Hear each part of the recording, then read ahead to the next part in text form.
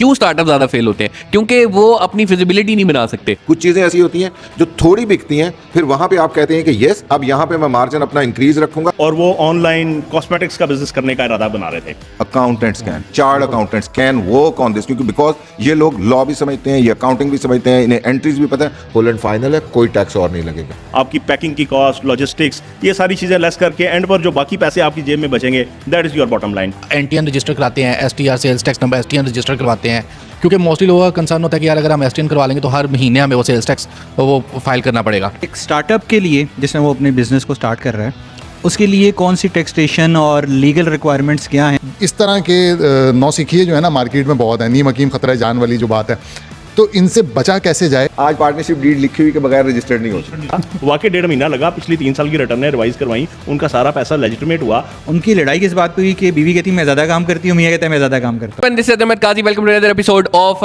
E commerce Baithak. और आज है 17th एपिसोड और आप लोगों का जो हमें प्यार मिल रहा है कमेंट्स की शक्ल में, वो हमें इतना ज़्यादा मोटिवेट करता है कि हम नेक्स्ट एपिसोड उससे ज़्यादा अच्छी एनर्जी के साथ बनाते हैं। और आज मैं बहुत फ़ख्र महसूस कर रहा हूँ कि हमारे दरमियान इतने अजीम गेस्ट बैठे हैं, अपना स्पेशल टाइम निकाल के वो इस बैठक के लिए आए हैं, इस बैठक को 4 चांद लगाए हैं। सबसे पहले मैं इंट्रोड्यूस करूंगा आतिफ साहब को। आतिफ साहब ग्रुप सीएफओ हैं इस वक्त स्टाइलो ग्रुप के, और नो डाउट हमारे वन ऑफ द मेंटोर्स, हमारे टीचर्स में से हैं। हमने बहुत कुछ इनसे सीखा है, अल्हम्दुलिल्लाह अभी भी सीख रहे हैं, इंप्लीमेंट कर रहे हैं। इनकी बताई हुई चीज़ों को हमने देख के बहुत ज़्यादा चीज़ों को ठीक किया है। उसके अलावा मेरे साथ अवैस साहब बैठे हैं। अवैस साहब का इंट्रोडक्शन मैं करवाऊँ, वो मेरे लिए जो है थोड़ा सा मेरे लेवल से ऊपर हो जाएगा। मैं चाहूँगा कि वो खुद अपने बारे में बताएं और अपनी डिटेल्स बताएं, और किस तरीके से अभी आई कैप के जो इलेक्शंस होने जा रहे हैं तो उसका भी थोड़ा सा रोल हमें बताएं। Thank you very much. नाम आपने बता दिया, मोहम्मद अवैस है। मैं ऑफिस मैनेजिंग पार्टनर हूँ EY फोर्ट रोड, एक one of the big chart accountant firm है उसके अंदर। और मेरी कोर एक्सपर्टीज जो है वो tax, corporate and also to advise the businesses कि वो किस तरह लेके चलेंगे, किस तरह होना है। और ख़ास तौर पे जिस तरह आप बात जो ई कॉमर्स की कर रहे हैं, फ्रेंकली आज तो टाइम ही ई कॉमर्स का है। अब अगर आप देखें, रिटेल को देखें या कोई भी चीज़ देखें, इवन आप गुड्स में देख लें या सर्विसेज में देख लें, तो इन दोनों तरफ जो है ज़्यादा जो ट्रेंड चल रहा है और जो नई चीज़ें आ रही हैं, जो स्टार्टअप्स बन रहे हैं, वो सब ई कॉमर्स के अंदर मूव होकर वो सारे चल रहे हैं। तो उससे रिलेटेड डेफिनेटली मतलब हम as a institute of chartered accountants में भी अब लोगों में टेक्नोलॉजी के नॉलेज को बहुत ज़्यादा प्रमोट कर रहे हैं, और हम अपने चार्ट अकाउंटेंट्स को प्रिपेयर कर रहे हैं कि वो नंबर 1 खुद कैसे टेक्नोलॉजी को यूज़ करेंगे टू प्रोवाइड द सर्विसेज, और उसके ऊपर जो ट्रेनिंग्स और जो चीज़ें हैं वो इंस्टीट्यूट उनको प्रोवाइड कर रहा है। और इसकी with the passage of time इसकी नीड भी बढ़ती जाएगी और हम इसको इंक्रीज करते जाएंगे। दूसरी तरफ जो आ रहा होता है वो जो आप कह लें कि जब भी कोई भी कंसल्टेंट चार्ट अकाउंटेंट है वो मुख्तलिफ रोल अदा कर रहा होता है। लाइक किसी ऑर्गेनाइजेशन का CFO है, आतिफ साहब हैं, अब स्टाइलो ग्रुप को देख रहे हैं और वो सारी चीज़ें हैं, तो इनकी बीइंग CFO किस तरह अपने ई कॉमर्स के प्लेटफॉर्म को इन्होंने चलाना है, वहाँ कौन कौन से कंट्रोल डिवाइस करने हैं, किस तरह चीज़ें लेके चलनी है, तो इसके बारे में भी इंस्टीट्यूट इनको अवेयरनेस जो है वो उसको प्रोवाइड करने की कोशिश कर रहा है कि वो क्या क्या हो सकती हैं। इसी तरह दूसरी तरफ लाइक हमारे जैसी फर्म्स के अंदर जो चार्ट अकाउंटेंट्स बैठे होते हैं, तो उनके क्लाइंट्स जो हैं वो आज ई कॉमर्स को यूज़ कर रहे हैं, और हम रादर उनको प्रमोट भी कर रहे हैं, क्योंकि इस सारी चीज़ों के आगे जो बिजनेसेस हैं वो सारे मूव उस तरफ होने हैं, तो वो अपने क्लाइंट्स को, अपने बिजनेसेस को जो है वो प्रमोट करते हैं वो चीज़ें। एट द सेम टाइम अगर आज आप पाकिस्तान की सिचुएशन देखें ना, हमारा सबसे बड़ा प्रॉब्लम है फॉरेन एक्सचेंज रिजर्व्स का। और foreign exchange reserves goods export करके भी आ सकते हैं, सर्विसेज एक्सपोर्ट करके भी आ सकते हैं, लेकिन गुड्स की मैन्युफैक्चरिंग पाकिस्तान के अंदर अनफॉर्चुनेटली बहुत ज़्यादा कोई प्रमोट नहीं हो रही, फैसिलिटेशन नहीं है, जिसकी वजह से प्रॉब्लम आ रहे हैं। तो हम अब सर्विसेज को एक्सपोर्ट करने की तरफ जो है वो प्रमोट कर रहे हैं लोगों को, क्योंकि ये तो एक मैन पावर है जो यहाँ पे सर्विसेज दे रहा है। और आज हमारे बहुत सारे चार्ट अकाउंटेंट्स हैं जो यहाँ बैठ के फ्रीलांस के तौर के ऊपर बाहर काम कर रहे हैं, और ये जो रेमिटेंसेज बढ़ रही हैं उसमें बहुत बड़ा रोल जो है वो हमारी ई कॉमर्स के थ्रू जो सर्विसेज एक्सपोर्ट हो रही हैं। इस वक्त तकरीबन हमारे चार्ट अकाउंटेंट फर्म्स में तमाम बड़ी फर्म्स पाकिस्तान के अंदर बैक ऑफिसेज कर रहे हैं, क्योंकि उनको ये लग रहा है कि यहाँ मैन पावर कंपैरेटिवली सस्ती है और क्वालिटी जो हमारे चार्ट अकाउंटेंट्स की है वो इक्वली गुड है। वो दुनिया के जितने डेवलप लाइक यूके जैसा जो हमारा इंस्टीट्यूट है, जैसे चार्ट अकाउंटेंट्स हैं, तो UK is the Pioneer institute, और वहाँ के जो चार्ट अकाउंटेंट्स हैं वो दुनिया में रिकग्नाइज होते हैं कि ये सबसे अच्छे हैं। लेकिन हमारे जो चार्ट अकाउंटेंट्स हैं वो भी उनके पैरेलल जो होते हैं वो इक्वली कंसीडर किए जाते हैं। इसी वजह से मतलब हमारा जो पाकिस्तान का जो चार्ट अकाउंटेंट होता है उसको यूके का इंस्टीट्यूट 5 साल एक्सपीरियंस के बाद इमीडिएट अपनी क्वालिफिकेशन ऑफर कर देता है विदाउट पासिंग एनी एग्जाम। और अभी हम एक नई स्कीम लेके आए हैं एजुकेशन, और उसके अंदर वो सिर्फ ये है कि जो नया इमीडिएटली भी आना चाहेगा उसको सिर्फ उनका एक पेपर देना होगा और केस स्टडी का, और उसके बाद वो इंस्टीट्यूट ऑफ चार्ट अकाउंटेंट्स का भी मेंबर बन जाएगा। तो वो हमारी जो क्वालिफिकेशन है फ्रेंकली इस वक्त पाकिस्तान की चार्ट अकाउंटेंट्स वाली, वो one of the premier qualification है जिसको कंसीडर किया जा रहा है। तो हमारे ज़ाहिर है इस सारे एंगल को अगर मैं देखूं तो मेरा अपना ये ख्याल है कि इंस्टीट्यूट ऑफ चार्ट अकाउंटेंट्स इस वक्त इक्वली प्रिपेयर्ड है, इक्विप्ड है, और अपने मेंबर्स को ट्रेनिंग प्रोवाइड करने के लिए अपनी इन हाउस कैपेसिटीज़ को बिल्ड करता जा रहा है, और फ्यूचर में इंशाल्लाह इसको और एनहांस करेगा ताकि इस टॉपिक को, इस सब्जेक्ट को हम मज़ीद बढ़ा सकें। ज़बरदस्त सर, बहुत ज़बरदस्त एक्सप्लेनेशन। और आज मैं खुद बहुत ज़्यादा एक्साइटेड हूँ क्योंकि देखें ये लेवल जो है ना बैठा का बढ़ता जा रहा है। हमने आज से पहले प्रोडक्ट ई कॉमर्स की बात की कि यार आप प्रोडक्ट बनाएं, बेचें, ई कॉमर्स करें। यार ये जो सर्विस ई कॉमर्स है ना, ये एक ऐसी चीज़ है कि आप कहीं भी बैठ के कहीं पे भी सर्विस दे सकते हैं। वैसा आपने कहा कि आप दुनिया में इस वक्त पाकिस्तान के चार्टर्ड अकाउंटेंट्स जो है माने जा रहे हैं, और सीए एक ऐसी चीज़ है, मेरे ख्याल है अभी हज़ारों करोड़ों लोग ऐसे बैठे हुए जिनको नहीं समझ आती कि यार कैसे परसू करना है, कौन सा अच्छा इदारा है। अच्छा अगर परसू कर लेते हैं तो पाकिस्तान में जीती जाती एग्जाम्पल इस वक्त हमारे सामने बैठी हुई है आतिफ साहब के, नो डाउट टॉप मोस्ट जो है प्रोफेशनल है, और इनसे हम अभी तक सीख रहे हैं, और एक पूरा खजाना है जी इनके पास नॉलेज का। तो ये क्यों चार्टर्ड अकाउंटेंसी हमारे लिए इतनी इंपॉर्टेंट हो सकती है, सीए इंपॉर्टेंट हो सकती है, कोई और स्किल्स इंपॉर्टेंट हो सकती है, वो कैसे आप बाहर बेच सकते हो इस सब में। क्योंकि फाइनेंशियल स्किल्स ऐसी है, आप कोई भी बिजनेस स्टार्ट करें, क्यों स्टार्टअप ज़्यादा फेल होते हैं? क्योंकि वो अपनी फिजिबिलिटी नहीं बना सकते, क्योंकि वो फाइनेंस में वो नंबर सही नहीं बना सकते, प्रोविजन सही नहीं बनाई हुई होती, प्रोजेक्शन सही नहीं बनाई होती। तो आतिफ साहब मैं चाहूँगा कि सर अगर इसी कोई थोड़ा सा एक्सप्लेन करें कि क्यों एक बिजनेस के लिए ये फाइनेंशियल स्टेटमेंट्स इतनी ज़रूरी हैं,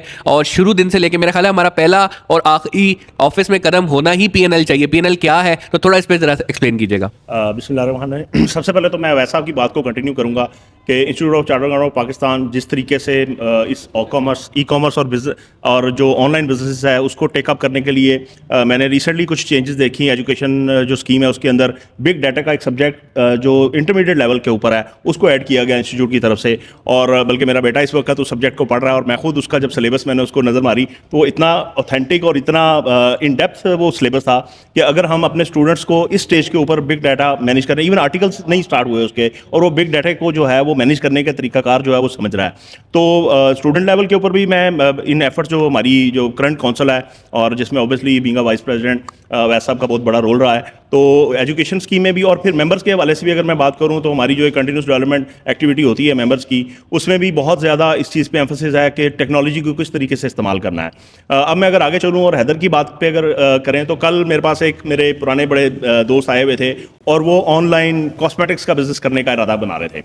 अब उनके दिमाग में तो बहुत कुछ था कि मैं यहाँ से प्रोडक्ट प्रोक्योर करूँगा, यहाँ मैं इसकी अप्रूवल्स लूँगा और ये करूँगा, लेकिन जब मैंने उनसे पूछा कि क्या आपने इसको ड्रॉ किया, अब वो साहब ऐसे थे जो 20 साल से बैंकिंग इंडस्ट्री के अंदर जॉब कर रहे हैं और ऑब्वियसली वो he knows many thing about finance. But मैंने जब उनसे फिजिबिलिटी की बात की और ये बात की कि क्या आपने इस चीज़ को ड्रॉ किया, कि आपकी क्या इनिशियल इन्वेस्टमेंट होगी, किस तरीके से इसको आगे आप लेके चलेंगे, तो ही वॉज ब्लैंक, उसके पास कोई आइडिया नहीं था। और अगर मैं इसको मज़ीद कंटिन्यू करूँ तो किसी भी बिजनेस की बैकबोन जो होगी ना, वो डे एंड पे जो है वो उसकी बॉटम लाइन ही होगी। हम जितनी मर्जी सेल कर लें, जितनी मर्जी मार्केटिंग पे स्पेंड कर लें, डे एंड पर अगर बॉटम लाइन के अंदर कुछ बचेगा तो वो री इन्वेस्ट हो पाएगा, और आप अगर कुछ अर्न करेंगे तो बिजनेस आगे फ्लरिश करेगा। जैसे स्टार्टअप्स का भी जिक्र किया, तो स्टार्टअप्स के फेलियर की भी सबसे बड़ी रीज़न मुझे यही नज़र आती है कि हम अच्छी सेल और अच्छी मार्केटिंग पे तो फोकस कर रहे हैं, बट जो डे एंड पे प्रॉफिट एंड लॉस और हमारी जो एंड पर बॉटम लाइन बचनी है उस पर फोकस कोई बहुत ज़्यादा नहीं है। सर मैं चाहूँगा थोड़ा सा जरा बॉटम लाइन को भी एक्सप्लेन कीजिएगा कि टॉप लाइन बॉटम लाइन, क्योंकि वो बच्चे थोड़ा सा जो है ना कि उनके लेवल से ऊपर। से मुराद हमारी इंडस्ट्री के अंदर प्योर है कि कितने पैसे आप किसी की जेब से निकलवाने में कामयाब हुए, सादा ज़बान ये है, टोटल सेल्स।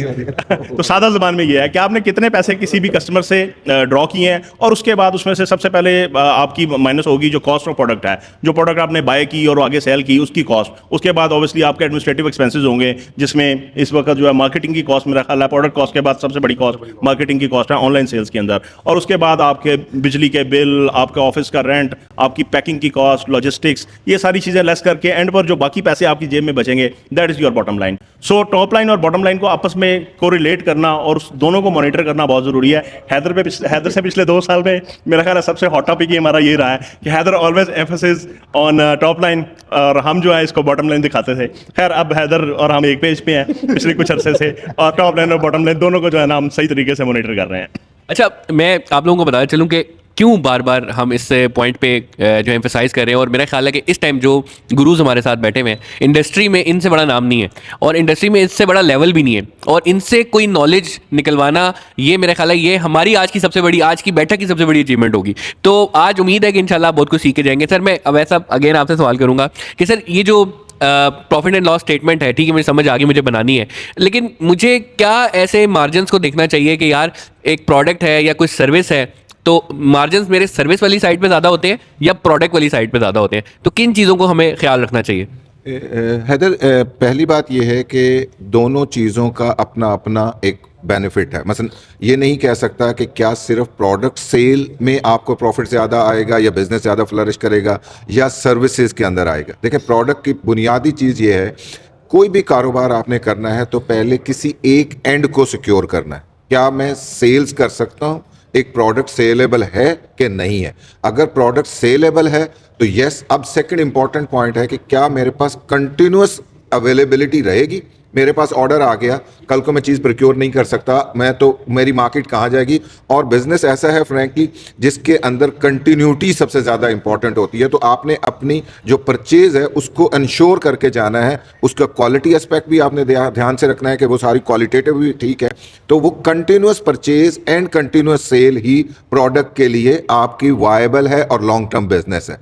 और फिर जाहिर है उसके अंदर मार्जिन, जैसे जो आतिफ साहब अभी बात कर रहे थे कि कोई भी बिजनेस की सर्वाइवल ही तब है अगर बिजनेस प्रॉफिटेबल है। ये नहीं हो सकता कि 100 की चीज़ लेके मैं 90 पे बेचूंगा या यानी 100 पे भी बेच दूंगा और मेरे बाकी एक्सपेंसेस अगर ज़्यादा आ रहे हैं और मुझे प्रॉफिट नहीं हो रहा तो मैं कितनी देर उसको सर्वाइव कर लूंगा। लेकिन बिजनेस में इस पॉइंट के ऊपर मैं थोड़ा सा एक चीज़ ऐड करना चाहूँ कि पहले दिन ज़रूरी नहीं है आपको प्रॉफिट आएगा। आपको कोई भी बिजनेस शुरू करना है तो वो पहले दिन आप कहते हैं कि अच्छा पहले साल तो मैंने किसी तरीके से ब्रेक इवन पे पहुंचना है। ब्रेक इवन का मतलब होता है no profit no loss, zero के साथ मैंने सिर्फ अपनी जगह बनानी है।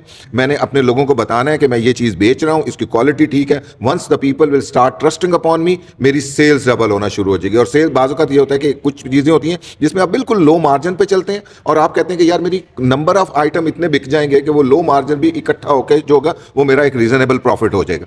कुछ चीज़ें ऐसी होती हैं जो थोड़ी बिकती हैं, फिर वहां पे आप कहते हैं कि यस अब यहां पे मैं मार्जिन अपना इंक्रीज रखूंगा ताकि मेरी बॉटम लाइन जो प्रॉफिट है वो भी इंक्रीज होता रहे। जब दूसरी तरफ हम सर्विसेज में आते हैं तो सर्विसेज में फ्रैंकली यानी कोई भी आदमी कुछ भी कर सकता है सब्जेक्ट टू कि उसके पास उसकी एक्सपर्टीज मौजूद है। मसलन आपको मैं ये एक एग्जांपल देता हूं कि एक टाइम के ऊपर यहाँ पे मेडिकल ट्रांसक्रिप्शंस का बहुत टाइम चला क्योंकि बाहर जो लोग थे वो उन्होंने वहाँ पे डॉक्टर की जो भी एडवाइस होती थी सारा कुछ होता था उसको डॉक्यूमेंट करना होता था। यहाँ लोग बैठ के मैनुअल पंच कर रहे होते थे। अब वहाँ उस आदमी की understanding of the medical terms चाहिए थी, उसकी डॉक्यूमेंटेशन स्पीड चाहिए थी, कंप्यूटर लिटरेसी चाहिए थी, वो काम कर लेता था। आज ये सारे काम एआई कर रही है। फ्रैंकली आज बिल्कुल सर्विसेज में आज आप क्या बेच सकते हैं, स्पेशलाइज्ड सर्विसेज जो कोई और चीज़ नहीं कर सकती, जो मशीन नहीं कर सकती, वो ह्यूमन बीइंग कर सकता है, तो वो काम कर सकते हैं।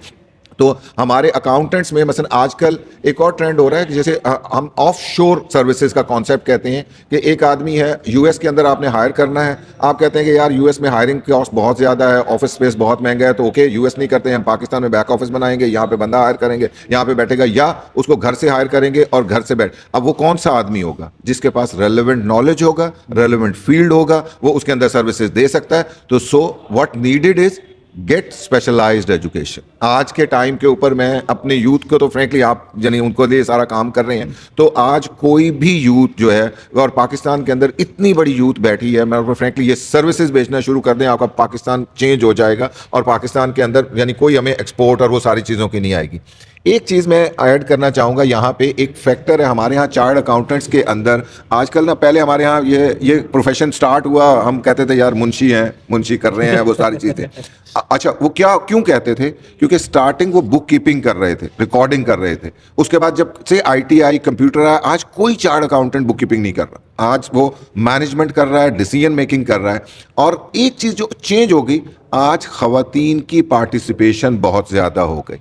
आज number of female chart accountant जो है एज कंपेयर टू, अगर मैं आपको कहूँ हमारा इंस्टीट्यूट 1961 में बना, ऑल दो अकाउंटेंट उससे पहले भी थे, 61 से लेकर अगर मैं पिछले 10 साल से पीछे जाऊंगा तो मैं कहूँगा 2-3% होता था, और 10 सालों में ये परसेंटेज बढ़ के हमारे चार्ट अकाउंटेंट की अप्रॉक्सीमेटली खवातीन 10 to 11% इस वक्त फीमेल है। फीमेल के साथ एक इशू होता है कि फीमेल ने ज़ाहिर है जब वो स्टूडेंट लाइफ गुजार के देन वो फैमिली लाइफ शुरू करती हैं, और जब फैमिली लाइफ में आती हैं तो उनको सम टाइम करियर ब्रेक लेना पड़ता है। अगर वो फुल टाइम जॉब कर रही हैं, किसी ऑर्गेनाइजेशन में जा रही हैं, तो उनको वहाँ ब्रेक लेना पड़ता है। अब हम ये कह रही हैं कि आप ऑनलाइन काम करना शुरू करें, आप फ्लेक्सी आवर्स से काम करें, डिसकंटिन्यू नहीं करें, क्योंकि जब आप डिसकंटिन्यू करके दोबारा प्रोफेशन को स्टार्ट करते हैं तो it becomes a very difficult. और मेरा अपना ये ख्याल है कि frankly now we are planning कि हम उन खवातीन को ज़्यादा ट्रेन करें, उनको ऑनलाइन वर्क की तरफ ज़्यादा लेके आएँ, उनको ई कॉमर्स की अपॉर्चुनिटीज़ प्रोवाइड करें, और उसके अंदर सो दैट कि वो अपना प्रोफेशन के साथ कंटिन्यू रहें, जुड़ी रहें, और जैसे ही फिर फुल टाइम काम करने के ऑप्शन में हो तो वो वहीं पे फुल टाइम काम करें।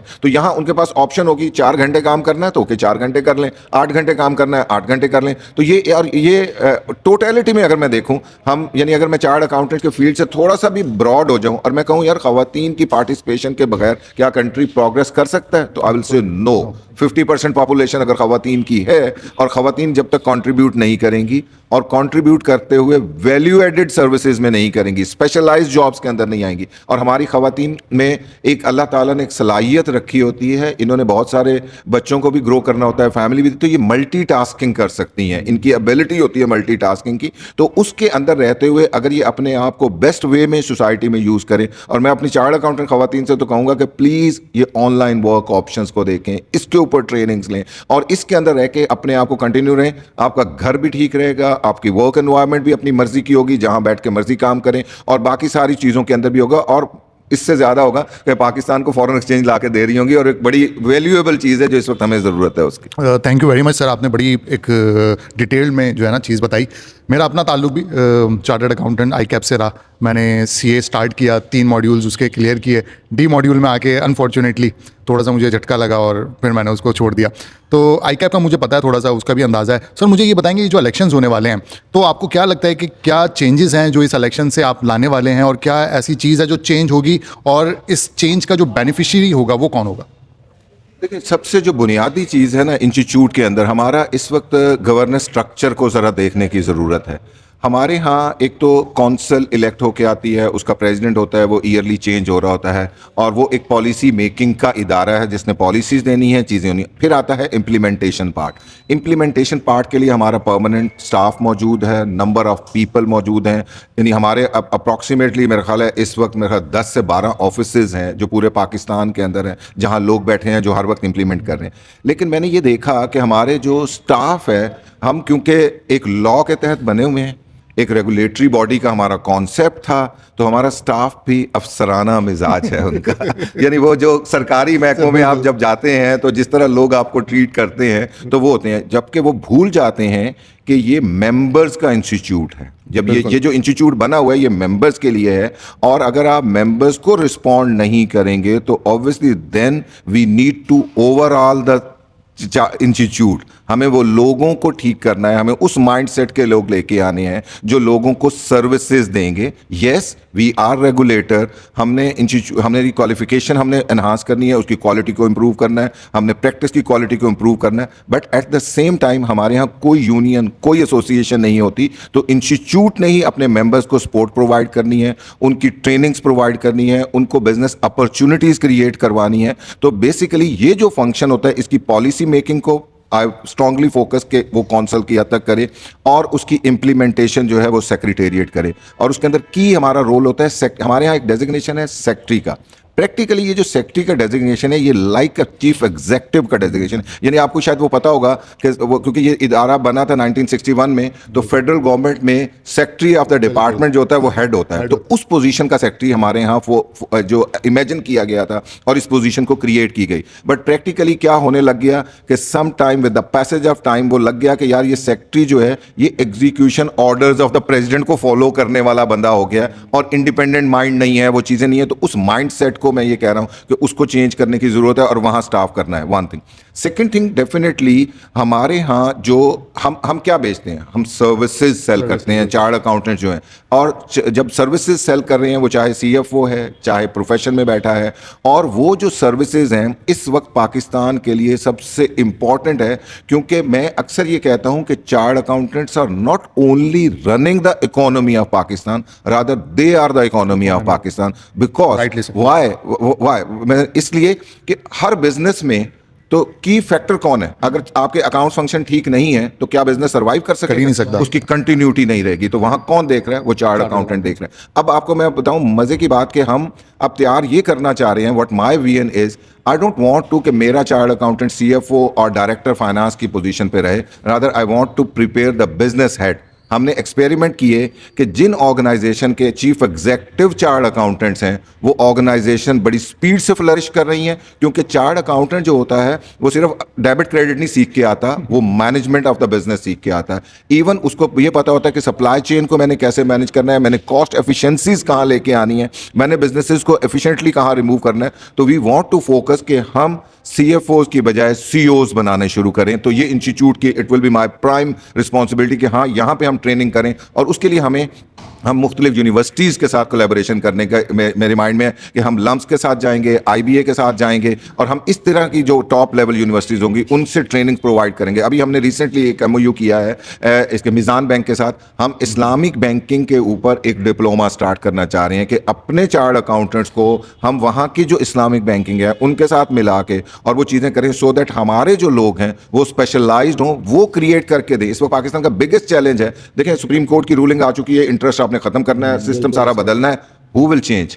Accountants can, chart accountants can work on this, क्योंकि बिकॉज ये लोग लॉ भी समझते हैं, ये अकाउंटिंग भी समझते हैं, इन्हें एंट्रीज भी पता है, और इन्हें ये भी पता है कि प्रॉब्लम्स क्या है, कि बिजनेसेस को क्या इंटरेस्ट फ्री लोन तो नहीं देना ना, कोई मैकेनिज्म लेके आना है जिसमें कंट्रोल भी डिवाइस रहे, जो फाइनेंसर है बैंकर है उसका कैपिटल प्रोटेक्टेड रहे, जहां वो पैसे डाले उसको पैसे वापस आएंगे। ये कौन बताएगा? ये आपको चार्ट अकाउंटेंट ही बता सकेगा कि रिस्क कितने हैं किस बिजनेस में। अब बिजनेस में इन्वेस्ट करना है, बिजनेस को एवेल्युएट करना है जाके कि क्या ये बिजनेस रिटर्न देगा नहीं देगा, मेरा प्रॉफिट होगा नहीं होगा, कौन करेगा? चार्ट अकाउंटेंट कर रहा होगा। तो basically this is the whole economy of the country, जो वो सारी चीज जो होगी वो चल रही होगी। अच्छा सर, कुछ सवाल है हमारे।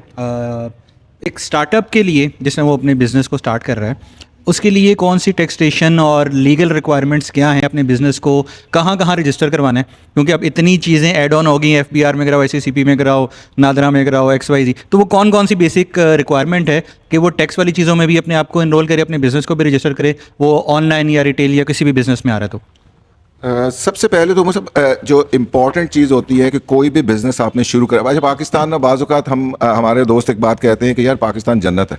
वो कैसे है यार, जन्नत कैसे है? वो जन्नत में क्या होगा? जो आपका दिल करेगा आप वो कर लेंगे। तो यहाँ आपका जो दिल करता है आप कर लेते हैं। आपने दुकान खोलनी है, आप सुबह जाके खोलने को पूछने वाला नहीं है। और दूसरी तरफ हम कहेंगे कि it's a very strict regulated environment. कोई एक टैक्स वाला आएगा और आपकी दुकान बंद कर देगा और आप शक्ल देख रहे होंगे कि उस वक्त हुआ क्या आपके साथ। यानी ये दोनों एक्सट्रीम यहाँ पे मौजूद हैं अगर आप उस सारी चीज को देखें। तो basically what the businesses should do कि सबसे पहले आपने अपनी एंटिटी कौन सी बनानी है, यहां से आपकी शुरुआत होनी है।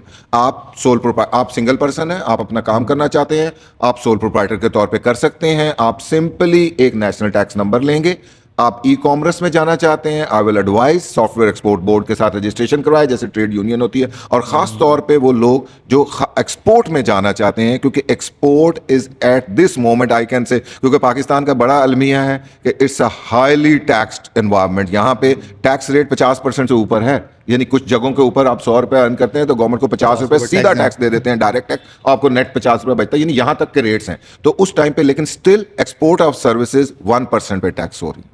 तो अगर आप एक्सपोर्ट ऑफ सर्विसेज में जाएं, पर्टिकुलरली मैं ई-कॉमर्स के तौर पे रहूं, आप बाहर की दुनिया में एक्सपोर्ट करना शुरू करें, चाहे वो सर्विसेज करें चाहे गुड्स करें। इवन एक और चीज भी ऑप्शन हो सकती है कि एक कंट्री से आप गुड्स उठाते हैं और दूसरे कंट्री में भेज देते हैं without bringing into the Pakistan, और वो वहां पे ये बिजनेस है, पूरा ई-कॉमर्स का बिजनेस है इस टाइम के ऊपर। यानी जैसे आपने चाइना से कोई बल्क प्रोक्योरमेंट कर ली, चाइना में वेयर हाउसिंग कर दी, उसके बाद आपको यूके का पर्सन कहता है मुझे ये चीज चाहिए, आप चाइना से उठाते हैं डायरेक्ट यूके भेज देते हैं और अपने पैसे यहां ले लेते हैं। ये भी एक बिजनेस मॉडल है जिसको तो आपको मॉडल तो सारे स्टडी करने हैं। Small business obviously sole proprietor मिल के काम कर रहे हैं, पार्टनरशिप, और अगर आपको लग रहा है कि यस थोड़ा सा कंपैरेटिवली बेहतर सेटअप है, बड़े में जाना है, रेगुलेटेड में जाना है, कंपनी बना लें, प्राइवेट लिमिटेड कंपनी से शुरू किया जा सकता है स्टार्टअप। तो इन तीनों में किसी भी सेटअप को आप बनाएंगे तो आपने नेशनल टैक्स नंबर ले लिया, और अगर आप ई कॉमर्स से रिलेटेड है तो आप सॉफ्टवेयर एक्सपोर्ट बोर्ड वगैरह के साथ जो है वो रजिस्ट्रेशन करवा लें ताकि ये चीज़ें स्ट्रीमलाइन हो सके। फिर आपको एक जो बिगेस्ट चैलेंज है फ्रैंकली यहाँ पे, बैंकिंग अभी तक गवर्नमेंट जो है वो प्रॉपरली फैसिलिटेट नहीं कर सक रही।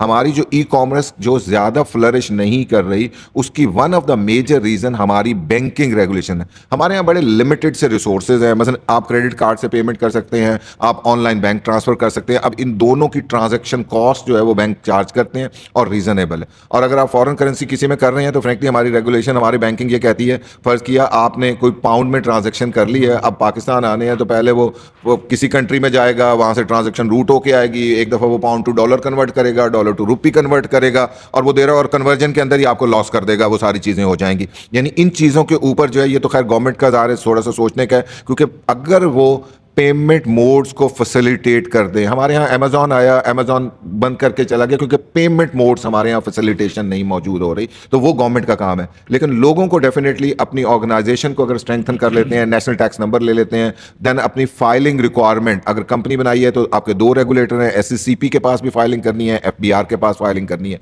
और अगर कंपनी नहीं है तो फिर आपका FBR एक रेगुलेटर है जहाँ पीरियोडिक फाइलिंग करनी है। तो उन चीज़ों को लेके चलेंगे तो शायद आपकी बिजनेस की कंटिन्यूटी भी रहेगी। और ये जो मैं आपको कह रहा था कि कोई भी रेगुलेटर आता है और आपकी दुकान बंद करके चला जाता है, तो उससे भी आप बच जाएंगे और वो सारी चीज़ें हो जाएंगी। Sir thank you so much, आपने बड़ी डिटेल जो है इस पे वो क्लैरिटी दी है।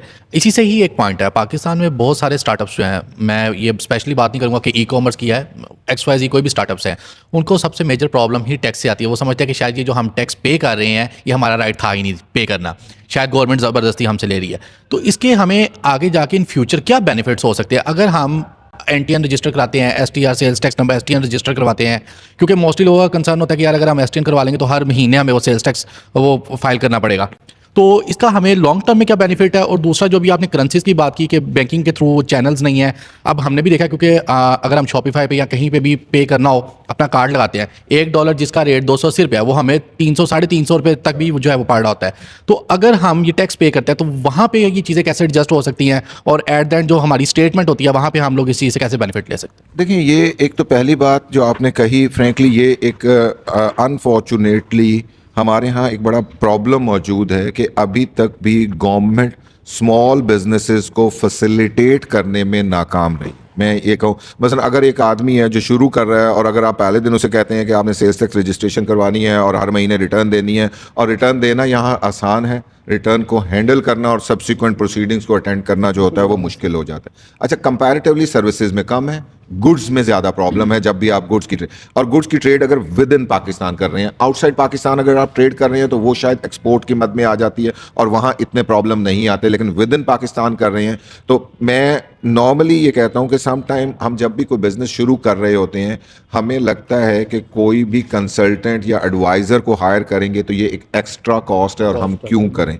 लेकिन वो बिज़नेस की सर्वाइवल के लिए इम्पॉर्टेंट है। क्योंकि आप बाद में जाके जो यहाँ पे, क्योंकि ये एक समझने की बात है कि हमारे यहाँ कम्प्लेक्स रेगुलेटरी एनवायरनमेंट है, हमारे यहाँ कम्प्लेक्स टैक्स सिस्टम है, तो उसको प्लीज़ पहले दिन से आपने अंडरस्टैंड करके किसी कंसल्टेंट से प्रॉपर एडवाइस लेके बिजनेस शुरू करना चाहिए, नंबर 1। सेकेंड थिंग ये है कि जो अगर वो है तो देखें, अगर आप गुड्स की कर रहे हैं तो आपको सेल्स टैक्स रजिस्टर्ड होना पड़ेगा और वहाँ हो जाना चाहिए।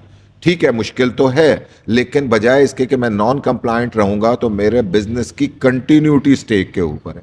तो आप पहले दिन जो अभी आतिफ साहब ने जो शुरू में कहा कि बिजनेस की फिजिबिलिटी बनानी है, तो आपने अपनी लीगल कॉस्ट, लीगल कंप्लायंसेस, ये सारी उसके अंदर बिल्ट इन करनी है बिजनेस मॉडल के अंदर कि ये काम तो मैंने करने ही करने हैं। तो उसको जब आप करके लेके चलेंगे तो ये आपको पहले दिन से पता होगा कि यार ये पैसे तो लगाने हैं, ये सारी चीज़ें। तो रेगुलेटरी रिजीम के बगैर जो है वो चीज़ें नहीं आ सकती। ये जो अभी आपने जैसे डॉलर कन्वर्जन की बात की, क्रेडिट कार्ड के ऊपर पेमेंट की, इसमें दो किस्म, एक तो वो एडवांस टैक्सेस हैं जो कट रहे होते हैं, वो आपको क्रेडिट मिल जाता है, वो एडवांसेस आपने, आप समझिएगा एक किस्म का एडवांस टैक्स दे दिया। ईयर के एंड के ऊपर जब आप रिटर्न फाइल करेंगे तो आप दिखाएंगे कि मेरी इतनी इनकम हुई, उसमें से इतना टैक्स बनता था, इतना मैं ऑलरेडी दे चुका हूं जो मुख्तलिफ मद के अंदर कटा हुआ है, रिमेनिंग जो होगा वो टैक्स आप अपनी रिटर्न में पे कर देंगे। और जैसे मैंने कहा कि एक्सपोर्ट में लो टैक्स रिजीम है कंपैरेटिवली सर्विसेज में, लेकिन अदर देन ऑल के अंदर आपको प्रॉपर वो जो शुरू बात हुई थी कि प्रॉफिट एंड लॉस क्यों इंपॉर्टेंट है, तो प्रॉफिट एंड लॉस बनाना है, और जो बॉटम लाइन जो आतिफ साहब कह रहे थे जिसको हम प्रॉफिट कहते हैं, नेट इनकम कहेंगे, जो बच गया वो जो चीज़ है उसके ऊपर जो भी टैक्स रेट होंगे वो अप्लाई करके उसका टैक्स जो होगा वो चार्ज होगा वो देना पड़ेगा, और वो ईयरली फाइलिंग करनी है और वो चीज़ करनी। अगर आप नहीं करते और बैंकिंग के अंदर पैसे आ रहे हैं, चीज़ें आ रही हैं, तो किसी भी स्टेज के ऊपर अगर बाद में प्रोसीडिंग्स होती हैं तो इसकी हाई पेनल्टीज़ हैं, हाई उसकी लिटिगेशन शुरू हो जाती है। तो इसलिए बेहतर है कि उसको पहले दिन से चीज़ों को स्ट्रीमलाइन करके चलें। अच्छा, वैसा मैं एक क्वेश्चन भी बैठे मेरे जहन में आया, इन्होंने स्टार्टअप्स की बात की, तो अभी जो रिसेंट लेजिस्लेशन हुई है उस पर मैं स्टार्टअप्स की को एडुकेट करते हुए थोड़ा सा मैं ये कहूँगा, जैसे ऑनलाइन सेल के ऊपर 2% विद होल्डिंग इनकम टैक्स और 2% हमने सेल्स टैक्स अभी इस बजट में देखा, और इसको हमने फुल एंड फाइनल भी कहा। अब साथ ही जैसे ये मार्केटिंग के लिए अगर क्रेडिट कार्ड से पेमेंट करते हैं, कुछ सेल्स टैक्स वहाँ भी चला गया और साथ विद होल्डिंग टैक्स भी चला गया। अब ये एक छोटे स्टार्टअप के लिए ये इनफैक्ट रिफंडेबल अमाउंट है। 2% और प्लस 2% कटने के बाद ये जितनी इनका विद होल्डिंग होगा, और जो कि होना है, हर स्टेप के ऊपर इनको विद होल्डिंग जो है बेयर करना पड़ना है छोटे स्टार्टअप्स को। तो आप नहीं समझते कि ये थोड़ी सी जो है ना इस वक्त हार्डशिप है छोटे बिजनेसेस के लिए, कि वो इस सारी कॉस्ट 2% देने के बावजूद वो सारा रिफंड, और गवर्नमेंट ऑफ पाकिस्तान से रिफंड लेना किसी बड़े बिजनेस के लिए बहुत डिफिकल्ट है, तो छोटे स्टार्टअप्स हैं वो उनके लिए तो और ज़्यादा ये बर्डन वाली बात है। यस, रिफंड किस चिड़िया का नाम है, ये भी एक क्वेश्चन है। आदिल साहब, असल में हमारे यहाँ जब पॉलिसी कोई बनती है ना, फ्रैंकली कोई भी, तो वो एक ब्रॉड माइंड से बन जाती है और उसकी निटी ग्रिटी नहीं देखी जाती। बेसिकली ये ऑब्जेक्टिव तो गवर्नमेंट का फैसिलिटेशन है, नंबर 1, इसमें कोई सेकंड थॉट नहीं है कि ई कॉमर्स को इस वक्त गवर्नमेंट प्रमोट करना चाह रही है। सेल टैक्स भी रिड्यूस रेट दे दिया, इनकम टैक्स भी रिड्यूस रेट दे दिया और उसका बेनिफिट दे दिया, और उसके साथ ये जो विदहोल्डिंग टैक्सेस हैं, फ्रैंकली इस सारे में ये रिफंडेबल नहीं है। प्रैक्टिकली ये जितने भी टैक्सेस कट जाएंगे, अब हमें करना ये है कि जो पेमेंट मैकेनिज्म अवेलेबल है उनके अंदर हमने देखना है कि लो कॉस्ट लेस टैक्स वाले मैकेनिज्म कौन कौन से। I am buying the product from abroad और मुझे बल्क में कोई चीज़ लेनी है, तो मुझे बैंक के पास जाना चाहिए, एलसी मॉडल पे जाना चाहिए, कॉन्ट्रैक्ट मॉडल पे जाना चाहिए, इंस्टेड ऑफ कि मैं क्रेडिट कार्ड से पेमेंट करूं कोई। अच्छा, ये एक और बड़ा इंटरेस्टिंग फैक्ट मैं ज़रूर हाईलाइट करना चाहूँगा। शुरू में तमाम बिजनेसेस को बहुत ध्यान रखना है। हमारे यहाँ बाज़ औक़ात ना असल में हुंडी हमारे यहाँ भेजना यूँ होता है कि जैसे मैं किसी परचून की दुकान से कोई चीज़ लेने जा रहा हूँ ना, यूँ होता है। आल्दो अब गवर्नमेंट ने बहुत कंट्रोल कर लिया है, लेकिन still I will advice please do not opt. अगर इवन लीगल मैकेनिज्म के अंदर थोड़ी सी कॉस्ट बढ़ भी रही है तो उसको अडॉप्ट कर लें, क्योंकि वो एंटी मनी लॉन्ड्रिंग लॉज और उसके अंडर रह के बिजनेस की कंटिन्यूटी को अफेक्ट करती है, और खुदा ना खास्ता उसमें आते हैं तो फिर आपका बिजनेस जो होता है वो स्टेक के ऊपर आ जाता है। तो हमें yes, with in the law जो बेस्ट प्रोसीजर्स अवेलेबल हैं उसमें भी हैं। अगर क्योंकि हमारा ना ये जो ई कॉमर्स में मेजॉरिटी प्रॉब्लम क्या है कि यंग जनरेशन आती है, एकदम बिजनेस शुरू करती है, विदाउट एनी गाइडेंस कर रही होती है, उनको पता ही नहीं होता कि कौन सी ऑप्शन अवेलेबल है। हाँ, उनको एक चैलेंज भी आता है, वो बैंक अकाउंट खोलने जाते हैं, बैंकर उसे बहुत लिफ्ट नहीं करवा रहा होता, वो सारी चीज़ें वहाँ ज़ाहिर है कुछ थोड़ा सा उन्हें एफर्ट करके बैंक अकाउंट्स खोलने चाहिए, नंबर 1। नंबर 2, जो पेमेंट्स हैं उनको ज़रा अगर किसी तरीके से इंस्टेड ऑफ कि मैं बहुत स्मॉल पेमेंट में जाऊँ, अगर थोड़े से लोग मिल के काम कर लें और कोई बिजनेस कर लें और बड़ी पेमेंट हो तो वो बैंकिंग के थ्रू राउट कर लें, तो आई थिंक वो सबके लिए आसान हो जाएगी और वो चीज़ें, और उसमें फिर टैक्स कॉस्ट और ये चीज़ें जो होंगी वो बेहतर होती जाएंगी। आतिफ साहब, सिंस आप जो है वो ग्रुप CFO हैं स्टाइलो के और बहुत बड़ा एक बिजनेस का वो है चीज़ देख रहे हैं, तो एक आपसे रेलेवेंट एक सवाल है कि बहुत से बिजनेसेस ऐसे होते हैं, स्टार्टअप्स हैं, मीडियम स्केल बिजनेसेस हैं, जिनकी सेल्स तो बहुत ज़्यादा हो रही होती है लेकिन प्रॉफिट नहीं बन रहा होता। तो कौन से ऐसे चीज़ें हैं जिनकी तरफ उनका ध्यान नहीं जा रहा होता है, कौन से ऐसे चीज़ वो मतलब चैलेंजेस हैं जो वो फेस कर रहे होते हैं कि जिसकी वजह से सेल्स तो बहुत अच्छी है लेकिन प्रॉफिट नहीं है? देखें, जैसे कि अभी हम बात कर रहे थे कि हिडन कॉस्ट, यस, हमारी बहुत सी हिडन कॉस्ट होती हैं। जैसे कंप्लायंस के हवाले से कंप्लायंस की कॉस्ट है। आपने शायद बिजनेस स्टार्ट किया तो आपके शायद नॉलेज में भी ना हो कि मैं जब कोरियर को शिपमेंट दूंगा तो वापसी में अपने सर्विस चार्जेस लेगा, सर्विस चार्जेस के ऊपर सेल्स टैक्स लगाएगा, फिर आपका इनकम टैक्स और सेल्स टैक्स भी विदहोल्ड करेगा और फिर नेट अमाउंट देगा। सो टॉप लाइन तो आपने अचीव करनी है, लेकिन उसके साथ साथ आपने अपने मार्जिन्स जो है वो इतने रखने हैं मार्जिन्स कि आपकी जो नीचे की सारी कॉस्ट हैं वो पूरी हो सकें। तो इस फैक्टर को जो है ना वो जहन में रखना बहुत ज़रूरी है कि सिर्फ हम सेल करते चले जाएंगे और हम ये सोच रहे होंगे कि यार मैंने ये 100 रुपये की चीज़ खरीदी थी, मैंने 110 रुपये की बेच ली है, ये 10 रुपये शायद मेरी जेब जेब में आ जाएंगे, बट नहीं, पूरा एक नीचे एडमिनिस्ट्रेटिव कॉस्ट का जो है ना एक स्ट्रक्चर है। यस, ओवर अ पीरियड आप इसको लर्न करेंगे, बट आप जो लोगों ने कह लें कि मार खा के सीखा हुआ है, तो आप उनसे भी थोड़ी सी गाइडेंस लें कि इंडस्ट्री में जो है लोग इस वक्त काम कर रहे हैं, उनके क्या हिडन कॉस्ट है जो कि बाद में सामने आएगी, उसको जेन में रखते हुए पूरी फिजिबिलिटी को खड़ा करें और उसके बाद जो है ना अपनी सेल प्राइस और उसको जो है ना लेकर चलें। अच्छा सर, अवैस साहब, एक चीज़ कि आप मेरे ख्याल से सिर्फ सीए के वो रहनुमा या गुरु नहीं है, आप ई कॉमर्स के प्रॉपर ट्रेनर हैं। ठीक है? जो चीज़ें आपने बताई वो ई कॉमर्स में मार्केटिंग भी है। आपने जो चीज़ें बताई वो सिर्फ बिज़नेस से रेलिवेंट नहीं थी, फाइनेंस से नहीं थी, वो ई कॉमर्स बिजनेस आइडियाज़ भी थे उसमें, और उसमें मार्केटिंग के बहुत सारे आइडियाज़ थे। जैसे उन्होंने कहा सर्विस सेल करो। अब सीए के बहुत सारे लोग, स्टूडेंट्स यहाँ पे पाकिस्तान में भी होंगे जो इस टाइम जॉब ढूंढ रहे हैं, वो अपनी सर्विस को इंटरनेशनल और ई कॉमर्स सर्विस के थ्रू बहुत सारे प्लेटफॉर्म्स हैं, फाइवर वगैरह पर, वहाँ पे भी इसको सेल आउट कर सकते हैं। अच्छा, एक आपने लास्ट अभी जो चीज़ बोली थी कि जैसे हम अपना बिज़नेस स्टार्ट करें तो 2-4 लोग मिलके और कैपिटल डाल के और एक अच्छे बड़े अमाउंट से कर लें। बहुत सारे बिजनेसेस पाकिस्तान में इसलिए फेल होते हैं कि वो 2-4 महीने बाद जब कुछ पैसा आने लगता है ना, तो वो उनसे मनी मैनेजमेंट नहीं होती है। ठीक है, तो इसके लिए आप उनकी क्या रहनुमाई करेंगे कि इस एक तो कैश फ्लो बिजनेस में आपको पता है कितना इंपॉर्टेंट होता है, उस कैश फ्लो को मैनेज कैसे करना है, और सेकेंडली वो जो मनी मैनेजमेंट है उसके लिए क्या उनके लिए रहनुमाई की आपकी तरफ से? उमर साहब, ये मनी मैनेजमेंट से बड़ा टॉपिक है, it's not the money management. मैं अपनी सीए फर्म्स में आजकल एक प्रमोट कर रहा हूँ, मैं उन्हें कहता हूँ प्लीज़ आज टाइम नहीं है अकेले अकेले प्रैक्टिस करने का, आज टाइम है स्पेशलाइजेशंस क्रिएट करने का। मुझे टैक्स थोड़ा बहुत आता है, आतिफ को आपको फाइनेंस आता है, उमर साहब को ऑडिट आता है, इनको कंसल्टिंग आती है, फलां। अब हम सारे पूल हो जाएं, हम एक जगह बैठ जाएं, और तो कोई भी आएगा तो एक शॉप के अंदर उसको सारी सर्विसेज मिलेंगी। अब जो आने वाला है उसको टैक्स चाहिए, मैं कर दूंगा, ऑर्डर चाहिए, उमर साहब कर देंगे, फाइनेंस चाहिए, ये कर देंगे।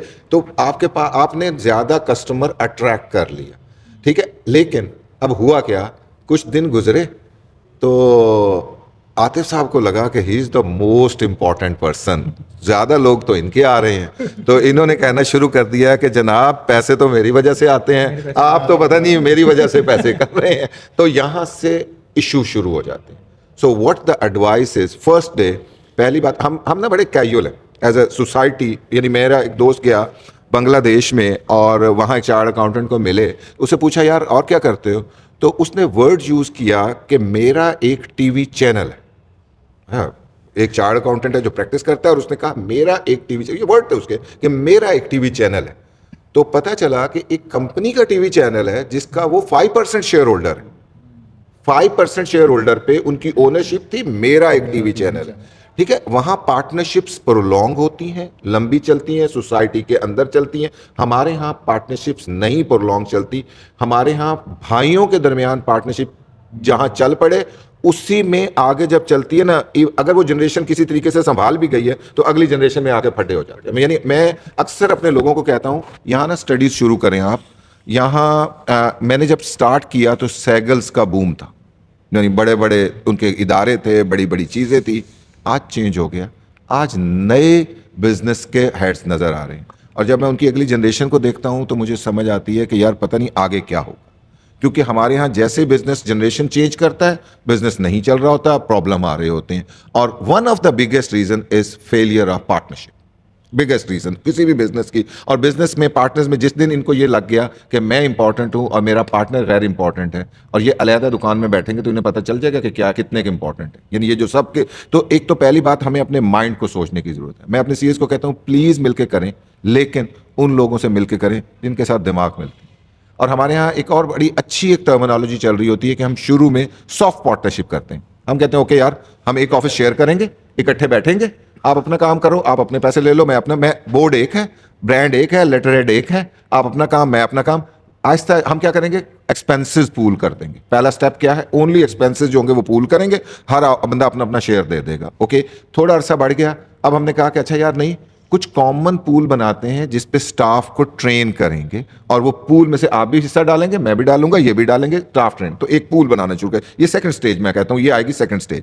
उसके बाद थर्ड स्टेज आएगी कि हम कहेंगे अच्छा यार अब हम कुछ प्रॉफिट में कुछ कंबाइन प्रॉफिट करते हैं, कुछ इंडिविजुअल यानी परफॉर्मेंस बेस, मतलब आज भी हर सीए फर्म के अंदर दो, यानी हमें एक फिक्स प्रॉफिट होता है, एक परफॉर्मेंस बेस्ड प्रॉफिट होता है कि आप कोई भी पार्टनरशिप चलती है तो उसके अंदर इस चीज की एक्नॉलेजमेंट की जाती है कि एक आदमी ज्यादा काम कर रहा है, दूसरा आदमी कम काम कर रहा है, तो ओके, जो ज्यादा कर रहा है उसको ज्यादा शेयर मिलेगा, जो कम। अब ये आहिस्ता आहिस्ता स्टेप्स हैं इनको, लेकिन हम ये कहते हैं कि पहले दिन से प्लीज जो भी स्टेप करें, हम पहले दिन मिलते हैं, मैं कहूंगा यार तू तो मेरा दोस्त है, क्या पार्टनरशिप करनी, क्या लिखना, जो कह दिया हो गया ना यार, खत्म हो गया।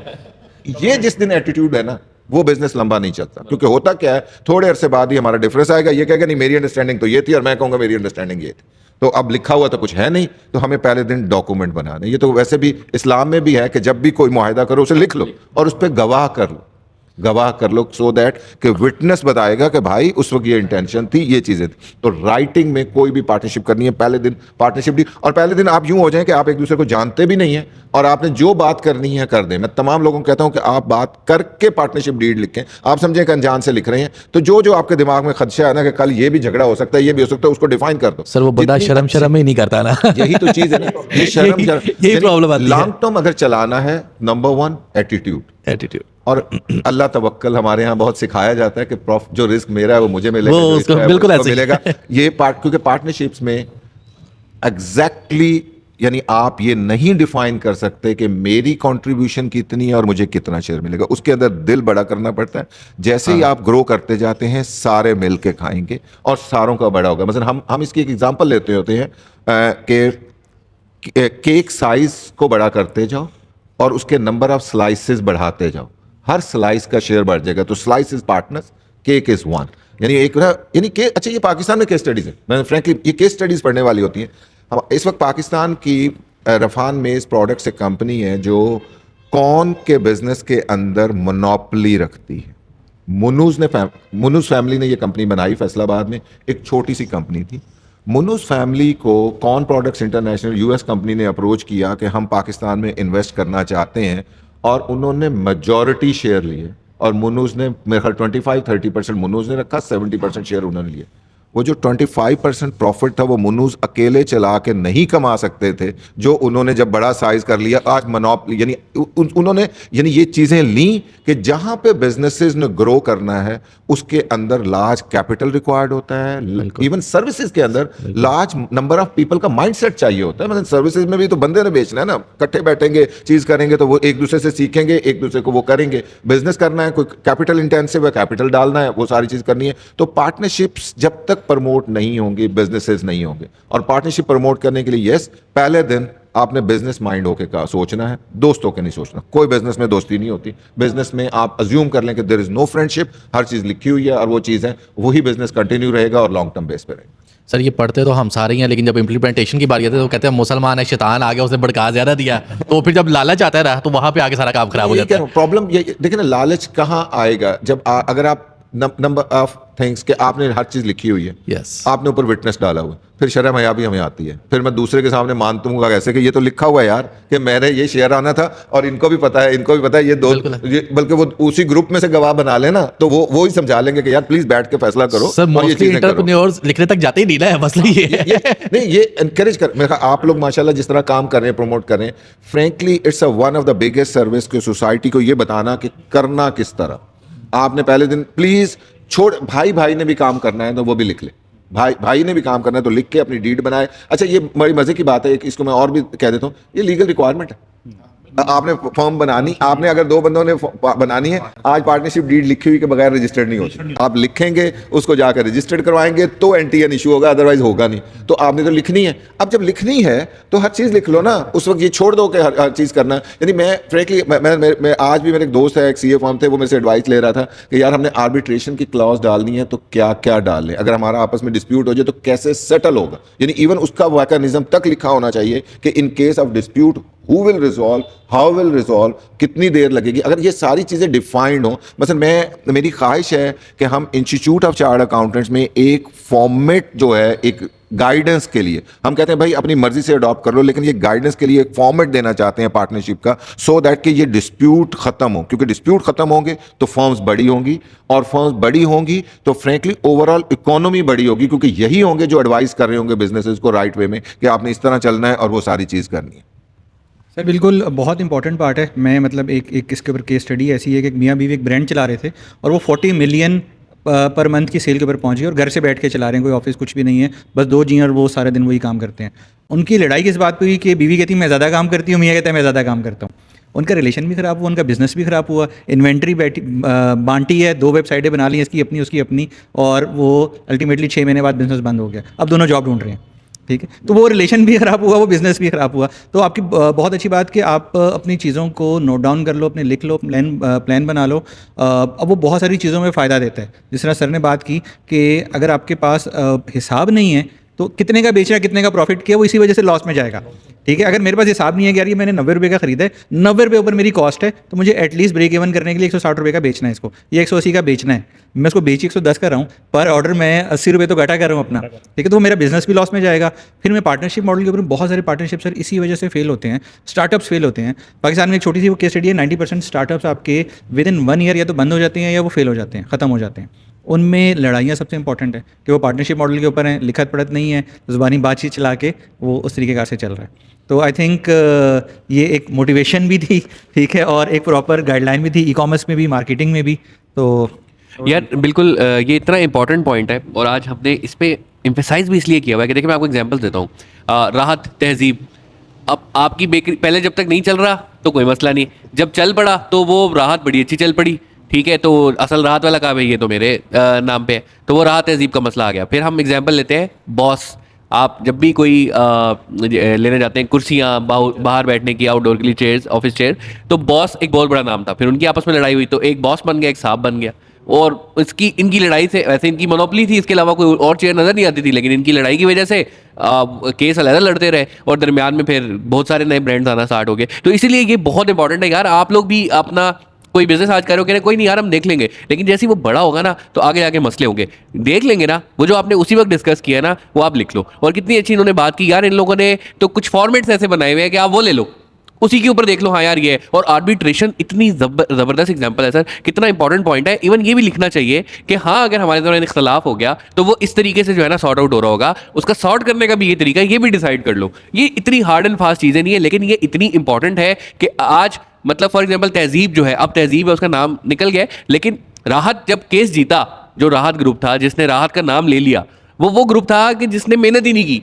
मेहनत सारी तहजीब ने की, राहत बेकर्स उसने उठाया, और जब वो नाम बन गया तो राहत कर दिया। फिर सी बात है, क्वालिटी नहीं दी वगैरह तो वो बंद हो गया। लेकिन आप मेहनत करेंगे, वो एक लेवल तक जाएगा और उस टाइम 1 मिनट में उसको झटका मार के वो आपसे कोई चीज़ छीन सकता है, अगर आप इन पॉइंट्स का ख्याल नहीं रखेंगे। अच्छा, मैं आपकी तरफ आता हूँ, और ये इनपुट आउटपुट टैक्स होते हैं, इनपुट क्लेम आउटपुट ये है। तो इससे कौन सी ऐसी चीज़ें हैं जो हम क्लेम कर सकते हैं ई कॉमर्स के बिजनेस के अंदर, कौन सी ऐसी चीज़ें हैं जो हम बेनिफिट ले सकते हैं, ये मैं थोड़ा सा जानना चाहूँगा कि हम थोड़ा सा गाइड करेंगे। यार ऐसे भी प्रोसीजर्स होते हैं, टैक्स पूरा है ठीक है, लेकिन आप उसको क्लेम भी कर सकते हैं, और अगर रजिस्टर्ड होंगे तो क्लेम। पहला सवाल तो ये भाई रजिस्टर्ड, तो रजिस्टर इसलिए भी हो कि आप कुछ टैक्स के बेनिफिट्स भी हैं जो ले सकते हैं। तो सर वो थोड़ा सा ज़रा अगर आप गाइड कर दें। अच्छा, ये जो अभी हम जिक्र कर रहे थे, नई जो लेजिस्लेशन हुई है ना ऑनलाइन बिजनेस के हवाले से, उसमें सेल्स टैक्स में तो आप इनपुट आउटपुट के झंझट से निकल आए हैं कि आपने 2% जो आपकी कोरियर कंपनी ने सेल्स टैक्स काट लिया आपका, वो आपका फुल एंड फाइनल हो जाएगा, और उसके बाद आप ना इनपुट क्लेम कर सकते हैं उसका, और ना ही उसका कोई रिफंड ले सकते हैं। सो सेल्स टैक्स के हवाले से तो ये यहाँ पर चैप्टर क्लोज है। अगर हम इनकम टैक्स के हवाले से बात करें तो इवन उसमें भी उन्होंने 2% विद होल्डिंग काट के आपको फुल एंड फाइनल कर दिया है, लेकिन उसमें एक एडिशन अवेलेबल है कि आपका कहीं भी कोई विद होल्डिंग टैक्स अगर कटा है, से इलेक्ट्रिसिटी के बिल के ऊपर कटा, या आपने कोई क्रेडिट कार्ड ट्रांजैक्शन की उस पर कोई विद होल्डिंग टैक्स जो है किसी ने हेल्ड किया है, तो वो सारा आप एटलीस्ट अपनी इनकम टैक्स रिटर्न के अंदर विद होल्डिंग के तौर पर क्लेम करके उसको अपने रिफंड के अमाउंट में कम से कम एक्यूमुलेट कर सकते हैं, ताकि कल को आपका, और वो कैरी फॉरवर्ड भी होगा, हमारा जो बिजनेस के ऊपर रिफंड है वो कुछ कैरी फॉरवर्ड उसका अलाउड है। तो आप अगर कोई और उसमें इनकम स्ट्रीम ऐड करते हैं अदर देन ऑनलाइन बिजनेस, तो आप रेगुलर बिजनेस शुरू करते हैं आप अपना रिटेल का, तो उसके प्रॉफिट्स के अगेंस्ट भी आप अपनी वो वाली जो बिजनेस के रिफंड्स होंगे वो एडजस्ट करवा सकेंगे। सो सेल्स टैक्स में तो मैंने बताया चैप्टर क्लोज है, बट इनकम टैक्स में जितनी भी चीज़ें हैं वो आप एक्यूमुलेट कर सकते हैं। Yes, you can apply for refund also, आप एक पूरा रिफंड का प्रोसेस है, और हमें होप रखनी चाहिए कि हमारा लेजिस्लेटर जो है वो इस तरह इस लेवल पे आ जाए कि आप रिफंड भी क्लेम कर सकें। तो इस पे तो इस वक्त ये सिचुएशन है ऑनलाइन के हवाले से। सर वो 18% का कोई कंफ्यूजन चल रहा था कि वो भी थोड़ा सा मैं चाहूँगा एक्सप्लेन कर दें कि 2% तो आपने बता दिया कि कैसे, ये 18% क्या था सर? देखिए 18% है रेगुलर, जो भी आपने सेल करनी है किसी भी प्रोडक्ट की रिटेल के ऊपर, तो उसके लिए जो सेल्स टैक्स का रेट है वो है 18%। ये रिटेल ब्रांड्स के ये लिए? रिटेल ब्रांड्स के लिए, बट ऑनलाइन अगर आप ऑनलाइन एक्सक्लूसिव ब्रांड है तो आप पर वो 18% एप्लीकेबल नहीं है। You just have to sell on your sell price without addition of any sales tax, और वो जो 2% कोरियर का कटेगा वो आपका फुल एंड फाइनल होगा। अगर रिटेल है और ऑनलाइन पे फिर भी पे करना पड़ेगा। हाँ। अच्छा, अगर रिटेल है यानी कि अगर दुकान भी है मेरी और अब दुकान छोटी है, मतलब इतनी बड़ी नहीं, मैं किसी मॉल वॉल में नहीं हूँ, तो मेरी दुकान है और फिर भी मैं बेच रहा हूँ ई कॉमर्स, तो मुझे फिर 18% देना है या 2%? इसमें मेरा ख्याल है कि 18 ही हो जाएगा, सारे बिजनेस पे 18 हो जाएगा। 18 हो जाएगा अगर मैं रिटेल रजिस्टर्ड हूँ तो फिर उसके 18। अच्छा सर, इसके अंदर ना कुछ चीज़ें होती हैं जी। जिस तरह मेरा एक दोस्त है और उसने कोई ना क्या किया, कंपनी का उसने कोई फ्लैट खरीदा और उसको उस पर फिर रिबेट मिल गया टैक्स। कोई गाड़ी खरीदते हैं सर तो उसका टैक्स एडजस्ट हो जाता है, ये कैसे होता है सर? पर्सनल में होता है या देखिए वो इंडिविजुअल में भी होता है और बिजनेस में भी होता है। रेगुलर बिजनेस के अंदर फॉर एग्जांपल अगर बिजनेस ने गाड़ी खरीदी है और उसके ऊपर विदहोल्डिंग टैक्स कटता है, जो भी गाड़ी आप परचेज करते हैं तो आपसे जो कार मैन्युफैक्चरर हैं वो विदहोल्डिंग टैक्स कलेक्ट करने के पाबंद है गवर्नमेंट की तरफ से, तो वो आप अपना इनपुट क्लेम कर सकते हैं। इसी तरह अगर आपने प्रॉपर्टी की बात करें, अगर बीइंग एन इंडिविजुअल अगर आप प्रॉपर्टी खरीद रहे हैं तो जो एज अ बायर आपने विदहोल्डिंग टैक्स पे किया 236 था शायद उसका सेक्शन, उसके अंदर आपने जो टैक्स पे करना है गवर्नमेंट को वो आप अपने इंडिविजुअल रिटर्न में उसको भी क्लेम कर सकते हैं अगेंस्ट योर नॉर्मल इनकम, जो भी आपकी इनकम है। और इसी तरह अगर बिजनेस ने कोई प्रॉपर्टी परचेज की है, बिजनेस को ऑल्सो वो देना पड़ेगा विदहोल्डिंग टैक्स, और वो बिजनेस की रिटर्न में भी आप उसको इनपुट के तौर पर सॉरी विदहोल्डिंग टैक्स या एडवांस टैक्स के तौर पे अपने हेल्ड कर सकते हैं। सर कहने का मकसद ये कि टैक्स है, हाई भी है, लेकिन उन टैक्सेस से बचने के बहुत से रास्ते भी हैं, रास्ते भी बिल्कुल, हैं, तो बिल्कुल। उनको ठीक करने के लिए आप जैसे गुरुज से राब्ता करना पड़ेगा। जरूर, व्हाई नॉट। तो ये देखिए ये जी, चीज़ बड़ी इंपॉर्टेंट, ये जो एक ना हमारे यहाँ हम बाज़ औक़ात बहुत ज़्यादा टैक्स दे रहे हैं नॉन फाइलर होने की वजह से। जो हम शुरू में कह रहे हैं ना कि अगर आप फाइलर हो जाते हैं तो ये जो क्रेडिट्स, जो टैक्स क्रेडिट्स आतिफ साहब एक्सप्लेन कर रहे हैं, ये तभी अवेलेबल होंगे आप नंबर 1 फाइलर हैं।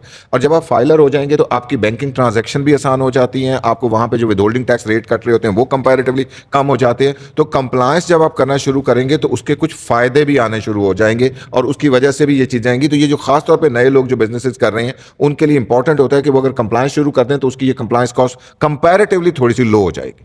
सर ये जो बाहर ट्रैवल कर रहे होते हैं तो वो कहते हैं यार जान के कि हमें ये टैक्स दिखाना है, तो ये कितना बेनिफिशियल हो सकता है उनके लिए जो कि ट्रैवल करते हैं, बाहर जाते हैं, कोई बाहर काम करने लगते हैं, तो ये टैक्स की एक पूरी प्रोफाइल मेंटेन करने का कितना बेनिफिट होगा? बाहर की इज्जत कहा जाता है उसी की है जिसका जो टैक्स देता है, तो इसका सर थोड़ा सा बताइएगा। देखें ये एक्चुअली ये होता क्या है कि जब भी आप कोई वीज़ा अप्लाई करने जा रहे हैं तो उसमें 2 फैक्टर इंपॉर्टेंट हो जाते हैं कि आपकी बैंक स्टेटमेंट क्या दिखा रही है और आपने जो टैक्स रिटर्न फाइल की है उसके अंदर आपने क्या टैक्सेस पे किए। और सम टाइम मैं यहाँ पे एक चीज़ भी कहना चाहूँगा कि यहाँ पाकिस्तान है ना, यहाँ जन्नत है, कुछ भी कर देते हैं। आप ब्रांच मैनेजर के पास जाते हैं, वो आपको बैंक स्टेटमेंट बना देता है, आप बाहर चले जाते हैं और बाद में टैक्स वाला आ जाता है कि ये बता दें ये पैसे कहाँ से आए थे और क्या थे। तो ऐसी चीज़ों को तो अवॉइड करना चाहिए। फेक डॉक्यूमेंटेशन सम टाइम आपके गले का अजाब बन सकती है, तो फेक डॉक्यूमेंटेशन नहीं करनी, रियल बेसिस के ऊपर कंप्लायंसेस करनी है। आहिस्ता आहिस्ता स्टेप लेके आप बढ़ते जाएंगे। एकदम अगर आपकी बैंक स्टेटमेंट में पैसे गिरने शुरू हो गए और आपका कोई 1 साल में आपने एक बड़ा टैक्स दे दिया तो अगले साल भुगतने हैं, फिर ये भी ध्यान रखना है कि आगे भी साल हैं वो आएंगे।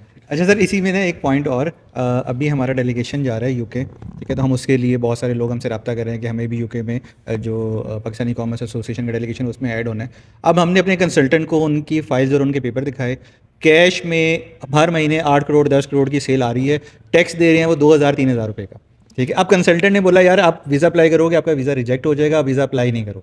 अब वो टेंशन में पड़ गए कि यार हम अगर 30-40 हज़ार रुपये भी हमने टैक्स दिया होता तो हमारा यूके का वीज़ा लग जाता, हम यूके मतलब होके आ जाते। तो ये टैक्स आई थिंक जो इधर आप पूछ रहे थे ना इंपॉर्टेंट, यार ये बहुत ज़्यादा इंपॉर्टेंट है, क्योंकि पाकिस्तान में तो वो आजकल भी चल रहा है यार, गाड़ी में हेलमेट का चलान हो गया है, ठीक है, तो वो वाली चीज़ें भी चल रही हैं। बट आप पाकिस्तान से बाहर जाते हो ना तो सबसे पहले देखते हैं आपकी इनकम कितनी है और आप टैक्स कितने का दे रहे हो, ठीक है, आप टैक्स पेयर हो या नहीं। और फिर जिस तरह सर ने बात की कि फेक डॉक्यूमेंट्स, आई थिंक जो FIA पे ऊपर ऑफ लोडिंग चल रही है उसमें सबसे मेजर जो इंपॉर्टेंट चीज़ है ना वो फेक डॉक्यूमेंटेशन है, ठीक है। अब आप वो ड्राइविंग की जॉब के लिए जा रहे हो, आपको ड्राइविंग नहीं आती है, लाइसेंस ही नहीं है आपका, ठीक है, तो ये आई थिंक बहुत इंपॉर्टेंट फैक्टर है। ये वीज़ा के हवाले से जो आप बात कर रहे हैं, ये एक मिसकंसेप्शन है हमारे पूरे माशरे के अंदर कि मेरे पास अगर हैवी ट्रांजैक्शंस वाली बैंक स्टेटमेंट होगी मेरा वीज़ा लग जाएगा। ऐसा कतन नहीं है। इस मिसकंसेप्शन को दूर करना बहुत ज़रूरी है कि आपकी वो बैंक स्टेटमेंट आपकी इनकम टैक्स रिटर्न में रिफ्लेक्ट करनी चाहिए। आपकी बैंक स्टेटमेंट बता दिया आपके पास करोड़ रुपये आया पूरे साल के अंदर, बट वो इनकम टैक्स रिटर्न के अंदर कहीं रिफ्लेक्ट ही नहीं हो रहा और टैक्स आपने जीरो पे किया है, तो ना आपका कभी वीज़ा लगना है और ना आपने कभी ट्रैवल कर पाना है। ये इसको आपस में कोरिलेट करना बहुत ज़रूरी है। बल्कि आपका प्रोसीडिंग होगी, नोटिस हाँ, उल्टा नोटिस आ जाएगा और आप फंस जाएंगे।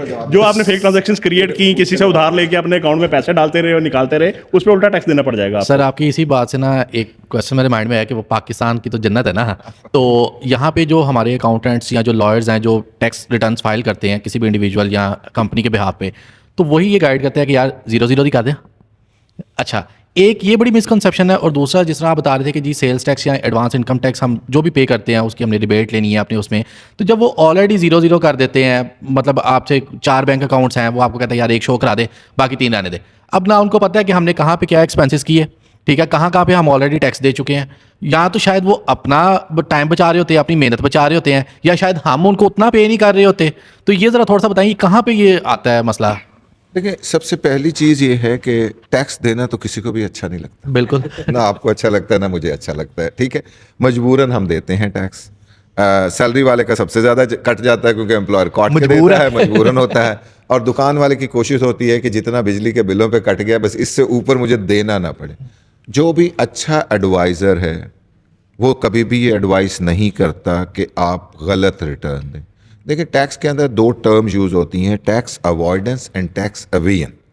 अवॉइडेंस इज़ के लॉ के अंदर जो प्रोसीजर्स दिए हुए हैं उसके अंदर रह के मिनिमम टैक्स दिया जाए, जो कंपैरेटिवली आप कह रहे हैं लीगली सेफ है। अब इस पे भी दुनिया में डिबेट हो रही है कि क्या एथिकली ठीक है या नहीं है, यानी इस पे डिबेट यहाँ तक हो रही है। चले, मैं अभी पाकिस्तान में कहता हूँ कि लीगल कंप्लायंसेस को आप पूरा करें, कि अवॉइडेंस जो है मीन के जो लॉ के अंदर प्रोसीजर दिए हैं उनको यूटिलाइज करके आप टैक्स रिड्यूस करें जितना परमिसिबल है। एवेजन मीन टैक्स चोरी।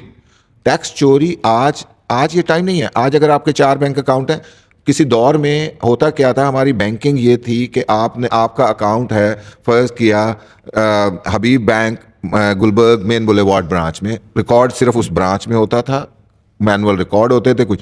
आज अकाउंट जो होते हैं वो हेड ऑफिस में होते हैं।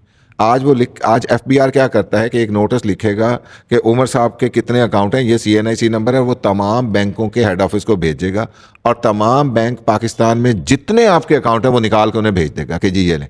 तो बैंकिंग जो भी हो रही है वो आज आप समझिए इतनी ओपन है रेगुलेटर के लिए कि वो हर वक्त कोई भी आदमी देख सकता है कि किसका अकाउंट है, कितना है, क्या चीज़ हो रही है नंबर। तो इसलिए जो भी ट्रांजैक्शंस वहाँ आ रही हैं उसके ऊपर आपको दिखाना है, वो सारी चीज़ करनी है। तो आज आपका वो टाइम नहीं है कि आप ये कहें कि आप टैक्स चोरी करके बच जाएंगे, वो आज नहीं फंसे। और टैक्स का हमारे यहाँ माशाल्लाह निज़ाम ये है कि आप वो 6 साल गवर्नमेंट ने दिए हुए हैं कि 6 साल तक वो वैसे ही चेक कर सकते हैं, और जब 5वें साल में नोटिस आता है तो मैं भूल ही चुका होता हूँ पहले साल में हुआ क्या था। तो इसलिए आप पहले साल में बुक कीपिंग करके चीज़ें बना के रख लेंगे तो हो सकता है वो हो जाए। और 6 में अगर कोई लिटिगेशन शुरू होगी तो फिर जब तक वो ख़त्म नहीं होगी वो वैसे ही खुला रहता है। तो आपके नंबर ऑफ़ ईयर्स चीज़ें वो बहुत सेंसिटिव रहता है। तो ये जो चीज़ें हैं ना जो टैक्स की, इसको प्रॉपरली रिकॉर्ड रखना नंबर 1, नंबर 2 उसको प्रॉपरली डिक्लेयर करना। येस, टैक्स अवॉइडेंस जहां तक लॉ के अंदर दिए हुए हैं, नंबर ऑफ प्रोसीजर्स होते हैं, जैसे मैं आप पहले भी बात कर रहा था। मसलन एक बड़ा कमाल है, अगर आप एक्सपोर्ट ऑफ सर्विसेज का प्रॉपर प्रोसीजर अडॉप्ट करें, डॉलर ले आएँ, यहाँ बैंक को सरेंडर करें, सॉफ्टवेयर एक्सपोर्ट बोर्ड से रजिस्ट्रेशन करवाएं, 1% टैक्स कटवाएं, फुल एंड फाइनल है, कोई टैक्स और नहीं लगेगा। अगर आप किसी तरीके से आपने नॉन डॉक्यूमेंटेड वे से यही पैसे मंगवा लिए, आपके बैंक में जमा हो गए, हो सकता है 30% 40% टैक्स लग जाए। आप कल प्रूव ही नहीं कर सकते क्योंकि ये एक्सपोर्ट ऑफ सर्विस की कैटेगरी में नहीं आएगी। सो ये तमाम लोगों को कॉन्शियस होना चाहिए कि अगर मैं लीगल लीन में लेके आऊँगा तो मुझे कम टैक्स लगेगा, मुझे वो चीज़ होगी। और अगर मैं कोई चीज़ ऐसी कर दूंगा तो हो सकता है फिर उस वक्त वो चीज़ें, आज आपकी तमाम प्रॉपर्टी एक्सपोज है। आप सुबह प्रॉपर्टी परचेज करते हैं, साथ ही नोटिस आ जाता है आपको ये है, आप गाड़ी खरीदते हैं, एक्सपोज है, आपकी हर चीज़ तो गवर्नमेंट के पास जा रही है, सारी इन्फॉर्मेशन का, बैंकिंग आपकी टोटल एक्सपोज है। तो आप कहाँ छुपा लेंगे? क्या सोना लेके आप घर दबा लेंगे? क्या कर लेंगे? तो इसलिए बेहतर है कि उसको जितना आप डॉक्यूमेंटेड वे के अंदर ले आएंगे वो ज़्यादा बेहतर हो। अच्छा, इसमें बल्कि मैं एक चीज़ ऐड करूं कि FBR का जो ऑनलाइन पोर्टल है जिसको मायरस के नाम से जानते हैं, आपने सारा साल जो कुछ किया होता है और जहां जहां टैक्स विदहेल्ड है उस पर एक MIS का आइकॉन मौजूद है, वहां MIS पे आप क्लिक करें, सारे साल की आपकी जो करतूत है ना वो FBR के IRS पोर्टल पे पहले से पड़ी हुई है। आपने जैसे प्रॉपर्टी परचेज की बात कर रहे थे अभी वैसा आप प्रॉपर्टी परचेज करके आपने जो विदहोल्डिंग टैक्स जमा करवाया वो आपको पोर्टल बता रहा होगा भाई आपने इस डेट पे प्रॉपर्टी परचेज की थी। इसी तरह जितनी भी बैंकिंग ट्रांजेक्शन पे इवन को विदहोल्डिंग टैक्स कटा, वो सारी चीज़ें, क्रेडिट कार्ड ट्रांजेक्शन पे जो कोई टैक्स कटा, हर चीज़ उस MIS में रिफ्लेक्ट हो रही होती है। बल्कि साल के एंड पे जब हम उस MIS को डाउनलोड करते हैं IRS पोर्टल से, तो बहुत सी चीज़ें हमें याद आ रही होती हैं, यार ये भी ट्रांजेक्शन थी जिसको हमने इनकम टैक्स में। सो वो उस रजीम से भी हम थोड़ा सा निकलते आए कि हम समझें कि गवर्नमेंट कुछ नहीं देख रही, गवर्नमेंट के पास FBR के पास हर डाटा एक्यूमुलेट हो रहा है। अब ऐसा आपने जैसे बताया कि अब सेंट्रलाइज लेवल के ऊपर बैंकिंग का डाटा है, सेंट्रलाइज लेवल के ऊपर हर पे आपकी जो है ना वो ट्रांजेक्शन का डाटा मौजूद है और वो रिफ्लेक्ट हो रहा है। बल्कि दुनिया में कुछ मुल्कों की मिसाल जहाँ से हमने इस IRS को कॉपी किया और लेके आए, वो ऐसे भी हैं कि गवर्नमेंट आपकी इनकम टैक्स के रिटर्न बना के आपको भेज देती है कि इसको चेक कर लें कि ये तो सही है गलती कि तो नहीं है, अगर गलती है तो करेक्ट कर दें। और ये हमारा IRS का जो आइडिया है, ये अगर if I am not wrong Abdullah Yusuf साहब ये वहीं से ही लेकर आए थे और ये उसी की तरफ हम जा रहे हैं वक्त के साथ साथ। शायद पाकिस्तान में भी कोई दिन आए कि आपको जो है ना हैदर साहब को आपके रिटर्न जो है घर पे मसूल हो जाए साल के एंड के ऊपर। अच्छा सर, इसके अंदर ना जहांगीर भाई, सॉरी, मैंने ना आई थिंक अपनी ज़िंदगी में फर्स्ट टाइम टैक्स और फाइनेंसिस के रेलिवेंट पॉजिटिव बातें सुनी हैं। पॉजिटिव बातें वाकई। हाँ, और जिस तरह जहांगीर आप बात कर रहे थे ना कि मैंने सर जिस टाइम अपनी पहली टैक्स रिटर्न जमा करवाई तो मेरे ख्याल से 5,000 रुपये एक वकील को दिया और उसने वो 0 पे जमा करवा दी, ना उसने बैंक अकाउंट लिया ना स्टेटमेंट, कुछ भी नहीं पूछा। तो उससे मैंने पूछा यार आपने मुझसे कोई डिटेल तो ली नहीं, आपने वो रिटर्न पर जमा करवा दी। उसने बोला ऐसे ही होता है जी। अगले साल फिर मैंने एक समझदार बंदे से मशवरा करके, उसने काफ़ी ज़्यादा पैसे लिए थे, अराउंड 50,000 उसने लिया, एक चीज़ मुझसे पूछ के, और आई थिंक वो 1.5 महीने का टाइम लगा के उसने रिटर्न बनाई। फिर मुझे वाकई में समझ में आया कि यार रिटर्न जमा कराने का मकसद क्या है और वो किस तरीके से जमा होती है। तो आप जैसे रिटर्न जमा करवा रहे हैं ना, उस बंदे की ज़रा डिग्री चेक करो पहले। अच्छा उमर भाई, जैसा आपने भी बात की, सर ने भी बात की, बहुत ही ज़बरदस्त आज की जो है ना वो डिस्कशन है। हम अगर देखें ना, बहुत अनफॉर्चुनेट है कि अगर मुझे कोई बीमारी होती है ना तो उसके लिए मेरी कोशिश ये होती है कि मैं जी स्पेशलाइज्ड डॉक्टर के पास जाऊं। अगर जी सीने में कोई मसला है ना तो चेस्ट के डॉक्टर के पास जाऊं, हड्डी में कोई मसला है तो बोन्स के किसी डॉक्टर के पास जाऊं। लेकिन ये जो मेरे फाइनेंशियल मैटर्स होते हैं ना, इसके अंदर मैं अपने किसी दोस्त के ऊपर, वो बंदा जो किसी फर्म के अंदर किसी टैक्स उसमें डिपार्टमेंट में भी होता है, मैं उस पर भरोसा करके अपनी जो है ना सारी फाइनेंशियल इन्फॉर्मेशन उसके स्टेक पर लगा देता हूँ। तो सर आपसे एक सवाल यह है कि इस तरह के नौसिखिए जो है ना मार्केट में बहुत है, नीम हकीम खतरा जान वाली जो बात है, तो इनसे बचा कैसे जाए और जो सही लोग हैं उन तक पहुंचा कैसे जाए? मतलब ये जो देखने वाले हैं ये चाहते हैं कि हम लोग किसी सही आदमी के हाथ लगें, तो वहां तक पहुंचा कैसे जाए, वो रसाई किस तरह मुमकिन होगी? नहीं, आपने एग्जांपल बिल्कुल दुरुस्त दिया है। मैं भी एक केस मेरे भी ज़हन में भी आ रहा है कि मेरे पास मेरे एक दोस्त अपने एक दोस्त को लेके आए कि जिन्होंने कुवैत में सारी उम्र गुजारी, सारी उम्र वहाँ से रेमिटेंस करवाते रहे और फार्म हाउस बनाया हुआ था, ज़रूरी ज़मीन ली, सब कुछ लिया, बिजली का कनेक्शन लगवाना था, NTN नंबर चाहिए था। तो वही वो जो सड़क पे एक साहब बैठे हुए थे उन्हें 5,000 दिया और जो है ना वो रिटर्न भरवा ली, उसने रिटर्न भर दी। अब करोड़ों रुपए की जायदाद लीगल इनकम के साथ वो प्रॉपर बैंकिंग चैनल से रिमिट करके यहाँ पैसे लाए हुए हैं, उसने उसका कहीं पूरी जिक्र नहीं किया और वो जितनी उनकी जायदाद थी वो ब्लैक मनी बन गई। तो ये एक छोटी सी एग्जांपल है। अब वो जब साहब मेरे पास आए तो ज़ाहिर है वो पुरानी सारी चीज़ें उठाई, निकाली, देखा और उसको जैसे इन्होंने बताया कि 1.5 महीना लगा, वाकई 1.5 महीना लगा। पिछली 3 साल की रिटर्नें रिवाइज करवाई, उनका सारा पैसा लेजिटिमेट हुआ और वो फिर दुआएं देते हुए गए कि यार मैं मतलब मेरे बच्चे अब सुख से जो है ना ज़िंदगी गुजार सकेंगे, अपनी जायदाद को एंजॉय कर सकेंगे। एक चीज़ इसमें थोड़ी सी मैं ऐड करूंगा। मैं हमारे ना एक बड़ा इंटरेस्टिंग मसला है वैसे फ्रेंकली कि हमारे यहाँ चार्टर्ड अकाउंटेंट फर्म्स जो हैं ये एडवर्टाइज नहीं कर सकते, ये रिस्ट्रिक्शन है लीगली मना है। किसी टाइम के ऊपर ये अच्छा लगता था कि वो कहते हैं यार ये प्रोफेशनल्स, फ्रेंकली ज़ाहिर हम आज भी कहते हैं हम ये नहीं चाहते वो जो रिक्शे के ऊपर लिखा होता है 5,000 रुपये लेकर रिटर्न भरवा ले, वी डोंट वांट हम, क्योंकि हमारे यहाँ अज्यूम किया जाता है कि चार्टर्ड अकाउंटेंट्स का एक बहुत हाई लेवल है, इसके पास लोग आएंगे, ये नहीं जाएगा वहाँ पे जाने के लिए। लेकिन स्टिल अब टाइम चेंज हो रहा है। अब हमारे ख्याल में advertisement of services in some restricted manner should be permissible. मसलन मेरी अपनी ख्वाहिश है कि हम अपने इंस्टीट्यूट के लेवल के ऊपर ये रेगुलेशंस को हम देख भी रहे हैं कि हम इसको रिविजिट करें, और क्योंकि ये कैसे किसी को पता चलेगा कि कौन किस तरह की सर्विसेज दे रहा है, क्वालिटी क्या है, क्या चीज़ें आ रही हैं, तो हम इसके ऊपर जो है, यानी मेरे माइंड में ये है कि यस इस एडवर्टीजमेंट रूल को मैं अपने चार्टर्ड अकाउंटेंट की फर्म को ऑब्वियसली किसी दुकान की प्रोडक्ट की तरह एडवर्टाइज नहीं करना चाहता, लेकिन उसको सोफिस्टिकेटेड वे में उसके क्लाइंट्स को ये कम्युनिकेट करना चाहता हूँ कि ये चार्टर्ड अकाउंटेंट, इसके पास ये एक्सपर्टीज मौजूद है, if you want to get reliable services तो आप यहाँ जाएंगे तो आपको ये सर्विसेज जो होगी वो प्रॉपरली मिलेगी। मिलेंगी। और एक और चीज़ मतलब हमारे कंपैरेटिवली बहुत इंपॉर्टेंट है, इवन सर्विसेज के हवाले से भी मैं थोड़ा सा उसमें ई कॉमर्स का टच भी आ जाता है। आज अगर किसी ने बाहर से बैठे किसी चार्ट अकाउंटेंट की सर्विस लेनी है तो उसे नहीं पता कि कौन क्या कर रहा है, क्या चीज़ है।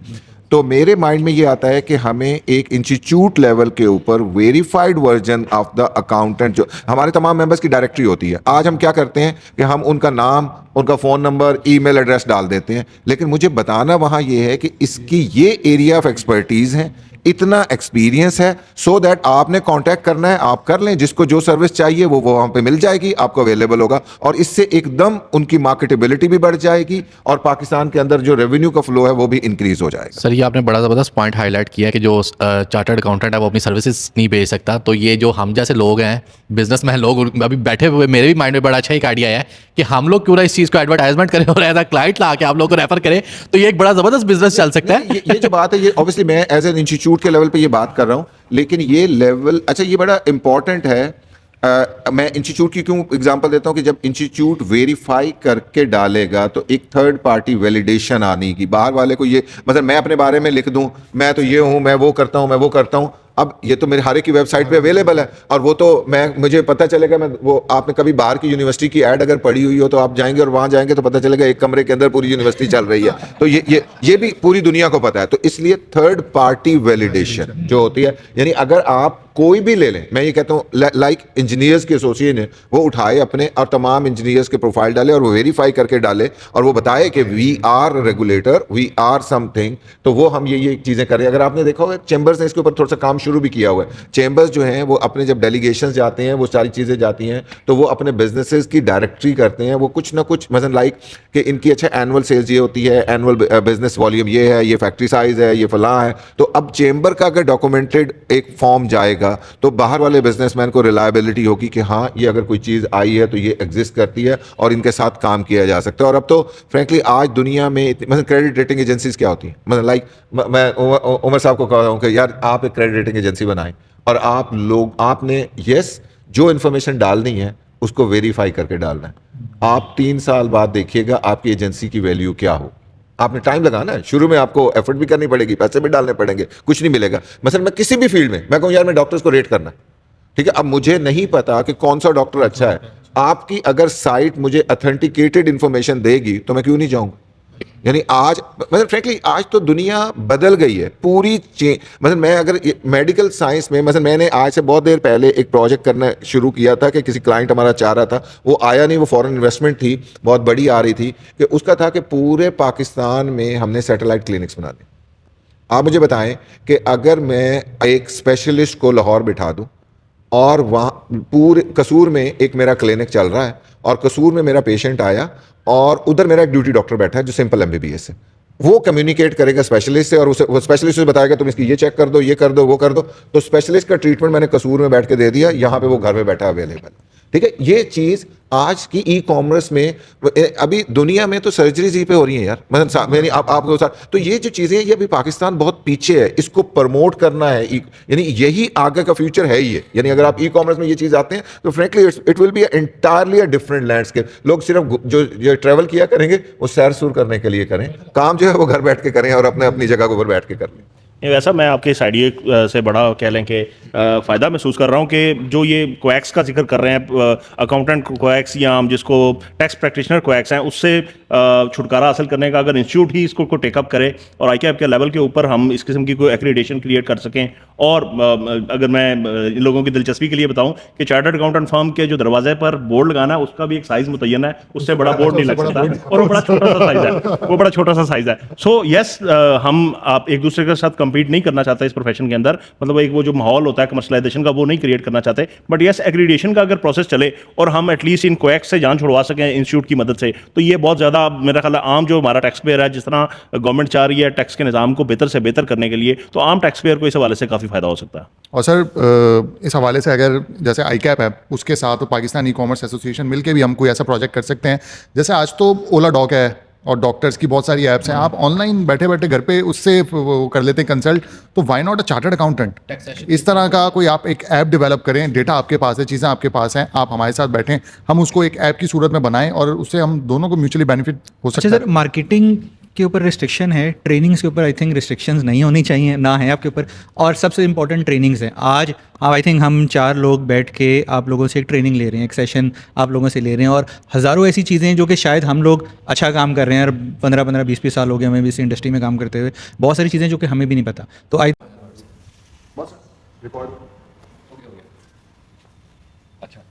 जी सर, तो मैं बेसिकली ये कह रहा था कि जो आप लोगों की तरफ से वो आई थिंक मार्केटिंग प्रोस्पेक्टिव पे नहीं, बट वो ट्रेनिंग पे आ सकते हैं, जिसमें सर बात कर रहे थे कि गवर्नमेंट भी चाहती है कि लोग ज़्यादा से ज़्यादा टैक्स वाली चीज़ के ऊपर है, लोगों को पता ही नहीं है टैक्स जमा कैसे करवाना है। तो आई थिंक उनको आप जैसे लोगों की तरफ से एक रहनुमाई चाहिए, गाइडलाइंस चाहिए कि यार टैक्स मुश्किल नहीं है, टैक्स आसान है, और टैक्स के नुकसान से ज़्यादा टैक्स के फ़ायदे हैं। तो आई थिंक हमें आपको बार बार बुलाना चाहिए ताकि आप हमारी और हमारे जितने देख रहे हैं स्टूडेंट्स हैं या बिजनेसमैन हैं, उनकी इन चीज़ों के ऊपर रहनुमाई, उनकी ट्रेनिंग कर सकें इन चीज़ों के ऊपर। यार ये बहुत इंपॉर्टेंट पॉइंट थे, और मेरे ख्याल है आज की जो बैठक की एपिसोड है ना, ये सबसे कीमती एपिसोड है, क्योंकि अगर हम प्रोफेशनली इतने बड़े एक्सपर्ट्स से जाके कोई मशवरा लें तो उसकी अच्छी खासी कॉस्ट है। जो इन्होंने फ्री ऑफ कॉस्ट आज नॉलेज आप सबके लिए बांटा है, बिला लॉस बांटा है, दिल खोल के बांटा है, कहीं पे कोई चीज़ बचाई नहीं। और आज हमारी अपनी कितनी ज़्यादा यार अंडरस्टैंडिंग हुई है, और कितनी ज़्यादा नॉलेज हम लोगों की बड़ी होगी कि देखें अभी टैक्स बचाना है, क्योंकि क्या आसान तरीका होता है जी, कैश रखो। पाकिस्तान का सबसे बड़ा मसला ये है कि यार कैश रखा जा रहा है, इकोनॉमी डॉक्यूमेंटेड नहीं है, आज भी लोगों के गल्ले भरे हुए हैं। अगर घरों में चले जाएं तो ज़मीन में भी शायद कैश उन्होंने गाड़ा हुआ है। पाकिस्तान वैसे डिफ़ॉल्ट हो चुका है, लेकिन भरपूर चल रहा है। क्यों? क्योंकि कैश इकोनॉमी चल रही है। जैसे सर ने बताया कि हुंडी करना इतना आसान है कि जिस तरह आप परचून की दुकान में जाएं, अगले 5 मिनट के अंदर आपको दुबई में पैसे मिल जाते हैं। यार बैंकिंग चैनल से रेट महंगा मिल रहा है, हुंडी से सस्ता मिल रहा है। ये जो एक अलमिया है ना, उसकी रीज़न ये है कि ये जो ग्रे इकोनॉमी जो है चल रही है। और टैक्सेशंस के, जिस तरह मैंने आपको बताया कि अभी जैसा सर आतिफ साहब ने बताया कि यार अगर आप कोई गाड़ी खरीदते हो, उसमें टैक्स दे रहे हो, वो टैक्स एडजस्ट कर सकते हो। अगर आप कोई और चीज़ खरीद रहे हो वो कर सकते हो। देखें, कोई ऐसी चीज़ नहीं है कि जिससे बच सकते हो। गाड़ी खरीदी है तो वो भी आएगा, प्रॉपर्टी खरीदी है तो वो भी आएगा, MIS वाली उन्होंने बात की, सब चीज़ें। लेकिन आपने उसको मैनेज कैसे करना है, वो तभी हो सकता है जब आप किसी प्रोफेशनल के पास जाके ये चीज़ सीखेंगे, उनसे बनवाएंगे। एक और एग्जांपल आतिफ साहब ने कितनी ज़बरदस्त दी कि यार वो एक बंदा है, वो बाहर से पैसे भेजी जा रहा है, उसने फार्म हाउस भी खरीद लिया। जब वो देखा तो वो किसी अनाड़ी से उसने जो है काम करवाया, और उसने वो ब्लैक मनी लॉन्ड्रिंग के उसमें जुमरे में आ गया। छोटी छोटी बारीकियाँ हैं, छोटी छोटी चीज़ें हैं जो अगर आप किसी प्रोफेशनल से मशवरा कर ले, हमारे पास बैठे हुए हैं, इनसे बड़ा नाम नहीं है कोई मार्केट में, और इनके आगे बहुत सारे इनके स्टूडेंट्स पूरे पाकिस्तान में जो है ना फैले हुए हैं। तो सबसे पहले तो मैं ये कहूँगा कि अगर आप लोगों ने इनसे रब्ता करना है तो आप इनकी लिंक्डइन प्रोफाइल पे जा सकते हैं। मेरे साथ आतिफ इमरान साहब हैं, मोहम्मद अवैस साहब हैं, लिंक्डइन पे बहुत बड़ी प्रोफाइल्स हैं, ये आपको आराम से मिल जाएंगी। इसके अलावा आप अपने जो भी सवाल आता है वो कमेंट्स में लिखें, हम एक दफ़ा फिर इनसे रिक्वेस्ट करेंगे और रिक्वेस्ट करते जाएंगे। अभी बहुत कुछ है सीखने वाला, समंदर है, लेकिन हमारे पास एक लिमिटेड सा टाइम है, कैमरा भी गर्म हो जाता है तो उसको भी हमने देखना होता है। लेकिन यकीन माने आज जो नॉलेज इन्होंने बांटा और बिला लॉस बांटा है ना, ये नॉलेज एक लाजवाल नॉलेज है और इसकी कोई कीमत ही नहीं है। यकीन माने हम कभी इनका शायद इस पर शुक्रिया ही नहीं अदा कर सकेंगे। तो आप लोगों ने कमेंट्स के अंदर भरपूर मोहब्बत दिखानी है। इन लोगों को पता चलना चाहिए कि कैसी ऑडियंस है, वो कितना ज़्यादा इसमें इनका फ़ायदा हो रहा है। यही सेशन आप किसी पेड कोर्स का ले रहे होते तो आपको लग पता जाता है। वो आप फ्री ऑफ कॉस्ट आपको जो है ना नॉलेज बांट रहे हैं, अपना टाइम निकाल के आए। आतिफ साहब आज शेखुपुरा से आए हैं, अवैस साहब खुद अपने कीमती टाइम से, अभी इलेक्शंस हो रहे हैं आई कैप के, उसके अंदर भी बहुत ज़्यादा बिजी हैं, लेकिन फिर भी वो आके इधर आते हैं, हमारे साथ बैठते हैं, ज़मीन पे बैठ रहे हैं और आप लोगों को नॉलेज दे रहे हैं। हमारे लिए बहुत फख्र की बात है। हमारे लिए बहुत क्लोजिंग में मैं एक बात और अवैस साहब का वाकई शुक्रिया अदा करना चाहिए, क्योंकि अपने इलेक्शन की कंपेन के अंदर से मसरूफियत में से और अपनी प्रोफेशनल मसरूफियत में से टाइम इन्होंने निकाला। मैं तो चले ऑफिस से वापसी पे घूमता फिरता आ गया हूँ, बट अवैस साहब और दूसरा मैं इनको विश भी करना चाहूँगा फॉर इज अपकमिंग इलेक्शन, और इंशाल्लाह ताला हमें उम्मीद है कि इंस्टीट्यूट की आइंदा जो ग्रोथ है उसमें अवैस साहब का बहुत बड़ा और इंपॉर्टेंट रोल होगा। आप सबने कमेंट्स में इनके लिए कुछ ज़रूर लिखना है ताकि हम एक एक का स्क्रीनशॉट लेके दिखाएं। यकीन माने आप लोगों के कमेंट्स हम पढ़ते हैं, मेरा दिल खुश हो जाता है। हम भी ऑफिस से आना भी, वैसे ये आतिफ साहब कोई बड़क बनना 60-65 किलोमीटर दूर से आ रहे हैं ये, तो इनका मतलब ये बताऊँ कि यार हमारे अंदर जान आ जाती है आपके कमेंट्स पढ़ के। मैं अभी एक कमेंट में बताऊंगा कि मेरे दिल के बड़े करीब है, मैं बहुत खुश हुआ। उस बंदे ने लिखा यार मैं सवाद से लाहौर जा रहा था, मेरा सफर आप लोगों ने आसान कर दिया। मैंने आपकी एक के बाद एक बैठक देखी है और मुझे पता ही नहीं चला लाहौर कब आ गया। एक वो कहता मैं नेटफ्लिक्स देख रहा था, नेटफ्लिक्स छोड़ के कितना यार मैं नेटफ्लिक्स देखने लगा था, मैंने सोचा वीकेंड में लगाता हूँ, लेकिन आपकी बैठक लगाई, मैंने कहा चलो 2 मिनट देख लेता हूँ, लेकिन जब मैंने लगाई तो मैं घंटा कैसे गुजर गया मुझे पता ही नहीं चले।